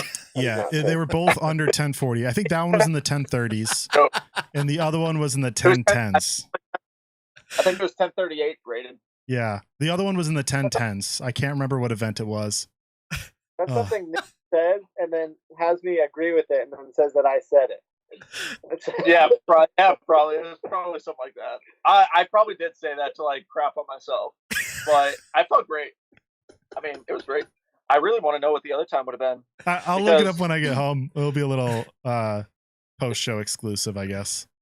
Well, he has entered a club, Paul. He's the 300th person to get that 170,070 rated or better. So I told him to make a shirt and make some money off of it. 300th person. There's over 1,200 times it's been shot because players like you have done it 161 times. Yeah, but there's 300. I don't know. That's so funny. Yeah, just have more than Paul. No, you can't because I got 160. No, Ricky's over 100. Oh, 12. Okay, so 1,200. Okay, I thought you said. Yeah, for 1070s, Paul has the most. Ricky's over 100 as well. Feldberg's third. He's like in the 80s, something, 90 something. We're 70 just something over like here that. cracking up. That is a clip I need to take for the show just to have on my phone. Nick looking over and going, because people like you. Like, it's just, that was classic. Okay. This was one of the most lighthearted, good feeling shows I've ever had with Valerie, and now the laughing with Paul. Again, we're going to let you go. You can hang out. We have other topics, but I'm sure you're busy, so we'll let you go. Thank you. All right, see you guys. All right, peace out, Paul. All right, Nick, I want you to fill that. Laughter does a heart good. Laughter is medicine for the soul, and that was a moment. And I know when producer Ben starts laughing, it's funny, and Evan was laughing. It was, Nick, that struck us very funny on this side. Okay. I have some questions for you and your opinion, and everybody. Ben, I want your opinion. Evan, this is an open free-for-all for the last closeout of topics here. Number one, and we don't need to elaborate this a lot, how impressed are you that a 16-year-old, I know this is coming off of, we already saw LVC, but a 16-year-old, when it comes to ratings, which means his average performance, if you will, I know some are going to say that's not how it works, but I'm giving you the generalized. He's 11th highest in the world at 16. Is it cool to see like a 14-year-old, 15-year-old one day playing out there? Is that cool? Or should the pro tour be like limited to age above certain division? You know what I'm saying? Like, how do you feel about that? Let anybody and anybody, if they can play it, they can do it. I think it's awesome. I think there's a lot of sports that feature young players. I mean, we like football and baseball are generally a little older, but think about the NBA. LeBron James at even like 16 and 17 was already NBA worthy, and he joined when he was 18. Then soccer, you have kids who are like 15 and 16 breaking the first team and playing like top level soccer when they're a teenager. It's really cool to see that. And I don't think it's totally unique to disc golf, but it's cool to see disc golf getting into that where teenagers can excel. I agree. I think teenagers should. Ben, do you like that? Yeah. 100% agree. I think if you have the capability to keep up with the top pros, there's no point to be restricted, because then you'll just be crushing teenagers by like 30 strokes or whatever it may be, whatever sport. Right. Okay, Nick, you were at this Pro Tour event. There was some talk, I think it was in the live broadcast at camp once or twice. You're on the ground there, Nick Carl reporting live. What are these new security, quote unquote, efforts that are being implemented there? You were on a lead card, so I feel like you might have experienced it more than anybody. Is there areas that are now totally blocked off to fans where you can go as a player and not be bothered? Yeah, the player warm-up zone where they had the driving nets set up was, and especially where Seth Muncie's disc golf strong area was completely blocked off from spectators. The putting green that was by hole 1, spectators were walking around it. They had vending going on from the Pro Tour tent, but I think there was an area by hole 17's tee pad that was specifically for players, and spectators couldn't enter near that area. I actually didn't know that till the final day. Not that it bothered me. I mean, I was putting with a bunch of the pros. We were all just putting by hole 1's tee pad, so there wasn't any issue. But there was definitely more areas that in the past spectators have, in a sense, where they shouldn't. So yeah, I would say there was more security in that regards. Yeah, I'm not sure what they were alluding to. I'll have to look into that some more, but it was just the idea of like, with the growth of the sport this year, they're implementing some more security measures, and just curious what that might look like. I know all these events now are selling tickets too, so that's a whole new level. Yeah, I think certain events are going to sell more than other events, especially ones that are way more spectator friendly than WACO is when it comes to actually being able to walk throughout the course. So yeah, it'll just be event to event. I'm curious to see what they do about it. I had no issues. I mean, every single time I would pick up my bag after throwing a shot, it was, spectators hold for the players in the media to walk through, and yeah, it was awesome. We had a ton of volunteers. I mean, shout out to the tournament director, was awesome. The guys announcing the cards were awesome. The volunteers were incredible. I bad to say, course looked great. It was actually cleaned up than in years past. And all in all, I mean, I had a phenomenal time in Waco this last week. So tell us about Tell us about the upside down trash barrels under the basket. Oh, it's like their new way of I think those are really. Oh, I think YouTube just bleeped you as soon as you said the word that they were. It just cut you off. I am interested in your perspective. I was being hyperbolic. Is that a word? I was using hyperbole and saying the upside down trash barrels. I personally don't like the way they look, but you were there, and we're not trying to rat on it. Who cares what they use? But my point is, to your personal opinion, did you like them? Yeah. No, I thought they looked kind of tacky. Okay. I don't think they look phenomenal. I think there's plenty of other ways that you can show off whatever person is sponsoring that hole. I like the koozies. I like the basket koozies. Like those look super clean to me. Thing about the koozies, and I've seen this from, I haven't personally experienced it, but I've seen people experience it. If you hit that koozie on an upshot, a drive, or if your putt's low and you hit that koozie, dude, 90% of the time, that thing is rolling right after. For some odd reason, the way it hits it, it just spins right off and it freaking rolls. So you'll see a ton of people complain in regards to the koozies when it comes to that. But I personally never had that happen to me. It's probably going to happen to me at Belton because I said that. But I mean, what about the trash barrels? Like, I think I saw Paul hit one low on the final round, like almost acing, and it didn't. I mean, like they make a loud gong. Yeah, it makes a loud gong. It's just kind of like looks like an upside down trash barrel. I mean, I hit one. Was it an upside down trash barrel? Actually, what it is, it's literally just a piece of plastic that's circular, and I don't know. All right. Hey, they're freaking right. Every year they improve something. Yeah. And maybe that's next year's improvement. They get a better way to do the advertisement on that. I don't know. I trust Jeff Spring. I honestly feel like they didn't do it on every hole, and they're feeling it out, and they're getting advertising. I have actually nothing bad to say about the attempts at it at all. I just personally don't like the way it looks. Evan, what do you got? Yeah, I'll jump in. See, I mean, go ahead. Yeah, I genuinely like Waco. I think it's a good course. I know Macbeth kind of has his, not bad words about it, but not great words. I don't know how to say that. I don't want to put words in his mouth, but I generally like it. But I think that course could use like some visual updates. It definitely seems like they just walked onto a park, threw up all their stuff, and then played an event, which I guess is what they do. That sounds kind of silly now that I say it out loud, but I think it could use more like mulch and kind of gardening, if that makes sense. Like just kind of make it look a little bit nicer. Did you tweet about that? Right. Yeah. I said this course could, that video where it's that woman saying that boy needs some milk. Yeah. I was kind of doing it like that course needs some mulch. Good. Okay. I thought that was you who tweeted it, because I just want to make sure, because I remember reading a tweet and I could remember 100% if it was you. Yeah. I think that course could use some mulch. I guess full spark to it. I really enjoy the course.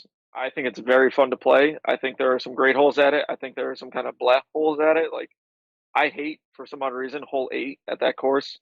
I don't think that is a top pro caliber hole, but at the same time, I only deuced it one round, and it's the shortest hole in the course. So that's kind of frustrating, but it's a fun course to play, and great tournament. When it comes to smoothness of it, I've actually had a blast every single year that I've gone. I've consistently gotten a little bit. No, that's a lie. I think the first year I did better than the second year, but then this year I did better than both years. For some odd reason, this course has a way of kicking my ass. And so next year is a revenge tour when it comes back to it. Yeah, I'm sure it'll be back. Playing it a lot. Hey, while you were playing that event, I was playing Team Challenge. The team that you're on, we totally destroyed them because you weren't there. It's all your fault. We wiped them out. So, and they're going to claim that it was penalty points because you weren't there. They didn't have enough players to field the event. But honestly, that doesn't matter. We clean you guys up. I'll tell you this, if me, Casey, and Marky were still on that team, it would be completely different than what it is right now. But unfortunately, all three of us are touring around. Touring around, but didn't get cash. I'm totally joking. I know you guys would tear it up. As someone who could never beat you in my life, I got to throw shade somehow, No, I know. Okay. No, it's getting tough out there, man. I mean, you gotta play great all 3 rounds, all 4 rounds, and Yeah.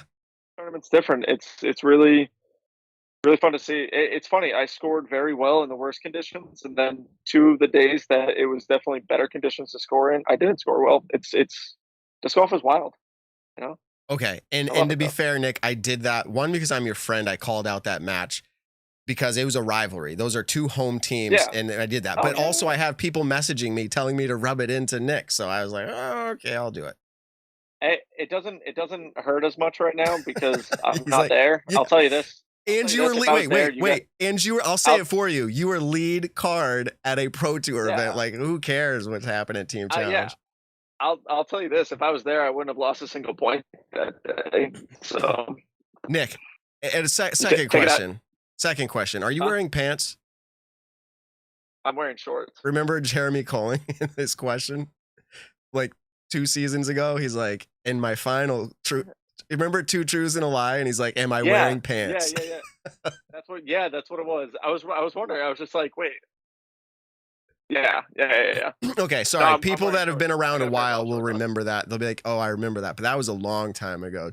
We got to bring back 2 truths and a lie. Nick, here's, okay, in all seriousness, the events that you're at, you need to take your iPhone and go get people to give you 2 truths and a lie. We'll create a library of them and we'll use them going forward. It'd be awesome. I can do that. Absolutely Now that we awesome. have Evan and Ben, I can send it to them, and Yeah. then you won't know all the answers. Send it to Ben. Definitely. We'll hook that up. Okay. Cool. In wrapping up here, UC Mesmera, like the dude won Maresma. Entrepreneur of the Year in Finland. Like, that's a massive achievement, and it's for disc golf. Like, disc golf is here where you're getting accolades and credit for doing some really cool things. So good for UC. Nick, you weren't here last week. Not going to go through the whole show, but I will tell you, I just spent all of the Nick and Matt show funds to do a giveaway. And the giveaway, for those who are still on here, Nick and I are going to figure out how to do it. But we're going to give you a VIP experience to the final playoff event of the Disc Golf Pro Tour at Maple Hill. You're going to get the VIP treatment, including all the days, gold tickets, VIP parking, and Nick and I are going to come up with some more. We'll probably get to hang out with Nick. Not me. That wouldn't be VIP. You can hang out with Nick. It would be VIP. Okay. It's coming from the Nick and Matt show. I'm honestly thinking too, Nick, and we can talk this out loud. People can let us know what they think would be awesome. Like when we do our live studio interviews during that week, maybe they could come and be a part and get the VIP experience being in studio with that. So like, we're going to build this. We have to figure out a way to do the giveaway. And I think we might have Stat Mando make a quiz. And like, this is like the initial like filter, like who's a real big fan of the Nick and Matt show kind of a thing.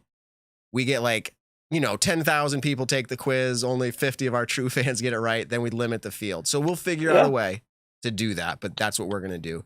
I think we've kind of got here, Nick. You've been really busy. I've been really excited for you. Did you miss anything you wanted to talk about? You said Discura. People should check that out.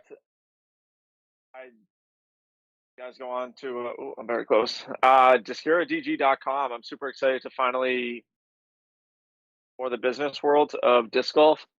And this is something I'm very passionate about when it comes to apparel. I like dressing nice. I like dressing in comfortable clothing. My goal with Discura is to come out with nice clothing that is good looking, and then it's also protecting. But then when you want to hang out with your buddies afterwards, you get to wear a nice Love Style hoodie. There's going to be a bunch of different designs. My hats will be coming from there as well with the NC logo, Knight logo on them. We're calling it the Dark Knight. And anyways, any of that supports me. It helps me out. It helps out my company. And I would really appreciate if you guys at least go to DiscuraDG.com to see if there's anything you would like. And then almost every single week, I'm going to keep shouting out Discura because we're going to keep coming out with new stuff. We're going to come out with new designs. And it's a really, really cool time. And then once again, there are still some of my 2022 fundraiser discs. So if you go to DiscuraDG.com and you look up the Nick Carl section, you'll actually see my discs. They all have some really, really sweet stamps, awesome swirls. And I'll tell you this, I threw a majority of my NC, like I have a really, really good nuke in my bag with my logo, a zone, and buzzes with my logo on it. And they're incredible. Wow. So I love them. Yeah. So I'm going to do something that's going to, boom, Ben's on screen. Surprise. Hey, Ben. I'm going to do this like once a show, just like totally freak him out. Ben, what do you have to say about tonight's show? I have to say that, Nick, congratulations. Amazing round. You're awesome. Thank you. Keep putting Central Mass on the map. That's all I got to say. We're all proud of you. Trying to. Appreciate it. And also, I on this, which I can't read the chat right now. I've been growing my hair out for a little while, and a lot of my friends, one of them who's not too far away, really wants me to put it into a mullet. And I know my mom would kill me if I did that, but I'm curious if the chat would like to see me rock a mullet, because I'm thinking tomorrow, honestly, with how hot it's going to be in Texas this week, my curls on the side of my face or the side of my head are really popping out now, and it's getting really annoying. So normally I would cut my hair pretty short this time of year, but I kind of like it long in the back. So I'm just wondering, would people still watch the show if I just went and cut a mullet in my hair tomorrow? what would it be? Would it be at all like Ben Calloway? Like, I wouldn't have gone like, he wasn't like mullet, but it was kind of mohawk mullet. It wouldn't be faux hawkish mullet. It would literally be like modern day mullet, to where I'm just gonna like shave off the sides right here and here, Man. but like not super deep, but like kind of mullet it up, just for the heck of it. Because then So- I'll probably go a week with that, hate it, and then I'm gonna cut it short again, and so I can gel it up. So, Nick, this hair I know is messy. I grew it out from a mullet. You see, it's a little short here, way Yes. long in the Yeah, back. 100% recommend. It just gets the confidence boosted, and you'll Exactly. shoot better rounds. It's guaranteed. I feel like if I can get a little bit more aerodynamic right now, have that wind just flow through the hair, then who knows? No, I'm kind of kidding around, but I might cut my hair into a mullet tomorrow. I don't know yet. All right. I haven't decided. The talking point for everybody to have, we're not going to do this on the Nick and Matt show right now, but I do have a question just to say that we're recognizing these things. Like, what's up with Paige? If we were to place bets right now, when is the next event that she wins? Again, like, this is like for us to consider, maybe come back with, is she going to win the next event? Yeah. Is that Texas State's? Is that Paige's to win? Or is that going to be like Haley's or Valerie's or like, I don't know. Well, I'm assuming she's here in Belton, right? Excuse me. Okay, but I guess I mean elite, like pro tour. Oh, okay. Yeah, I get what you're saying. I mean, she came close at Vegas. She had a bad 18th hole on the last round. She finished 11th that last right? year Yeah. at Texas State. I'm not saying that she's not like good, Well- Nick, but I guess I'm just saying the over under, if we were betting, Yeah. like, we're not a betting show, but if we were, like, is she going to get the win? Like, how many events until she gets the win? She's going to be there, I would imagine, in most contention, like most matches. I say within the next 3 Pro Tour Elite Series events, Okay. she's going to get a win. Let's mark And it then, down. Let's mark honestly, it I down. wouldn't be surprised if she puts a massive push at the Georgia the Georgia major, the Champions Cup. Oh, okay. Yeah. We're just about betting really quick, but I want to give a huge shout out to a Massachusetts crew, the Shed Zone Spread Zone. If you look up Shed Zone Spread Zone on YouTube, you're going to find this brand new show that talks about all the different spreads in disc golf. They are mathematically with it, and they're showing spreads for players like Chris Clemens against Emerson Keith, Paul McBeth versus the field. Like, I'm pretty sure their spread was Paul was supposed to beat the field by 2, and Paul covered the field because he won by 3. And so they have these awesome ways of figuring out all these different spreads. So if that's kind of your thing, if you really want to see like head-to-head players going against each other, check out Shed Zone Spread Zone. Great group of guys from Massachusetts, and they do a really, really, really fun show. So go check it If you want out. to see players going head to head, like, you can just go to statmando.com as well. Yeah, but like, yeah, you see the head-to-head there, but I'm saying like they'll come out with a spread like Emerson Keith is supposed to be at this event. He's supposed to be Chris Clemens by 2.5 strokes. Yeah, that's cool. So then it's like, No, I get that. That is because cool. Chris covered the spread. Yeah, you can see all the head-to-head stuff when it comes like, as I just found out, I've actually never looked this up, but Paul is 13-0 against me. Shocker. But yeah, that's pretty awesome. All right. I gave Ben an opportunity to say something. Evan, Did we miss anything that we wanted to point out for you? Going back real quick to the Paige Pierce talk, she didn't win it last year, but she is like deadly good at Jonesboro. So if she doesn't get a win, which I would be shocked if she has 0 wins by the time we hit Jonesboro. But if she doesn't have a win at Jonesboro, like I'm thinking that's gonna be a comeback. All right, so we're not like what's the right word I'm looking for here? Not out on calling her washed up yet. Yeah, no it would be a way. while if she went through Jonesboro without a win. Then we'd be like something is wrong. But it's so soon we forget. Remember last year through the first portion, like she did have LVC, but then like she went a while with like issues. She was saying there's things like my mental game or whatever. So it's wouldn't be unusual. We're gonna see her strike at some point and just dominate a few events or more. It would be awesome to see. The field in FPO is just spectacular, and the fact that Valerie has done it now, and Haley's gonna get up to speed with her discs. Yeah. All right, Nick, we made it there. Cool. We made it there. Go ahead and wrap it up. It's actually right on time. Give it a go, Nick. So everybody, thanks for tuning in to the Nick and Matt Show live on Monday nights. I had a great couple of guests tonight, the winners from the WACO Annual Charity Open. Super great time. I want to give a huge thank you to any one of you guys who sent me very, very kind messages throughout this last weekend. It was an incredible experience, and I hope it's not going to be the last one. I'd like to say it's definitely not going to be the last one. But someone came up to me and asked me if I told someone I love them this week, and I absolutely did. So don't forget to tell someone you love them this week. Go ahead, click like, subscribe, check out our show on all the podcast platforms. We'll catch you in the next one.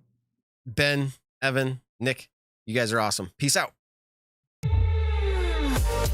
The Nick and Matt Show, a disc golf podcast designed for you, the disc golfer. Find the Nick and Matt Show on your favorite podcast platforms or join the conversation live on YouTube.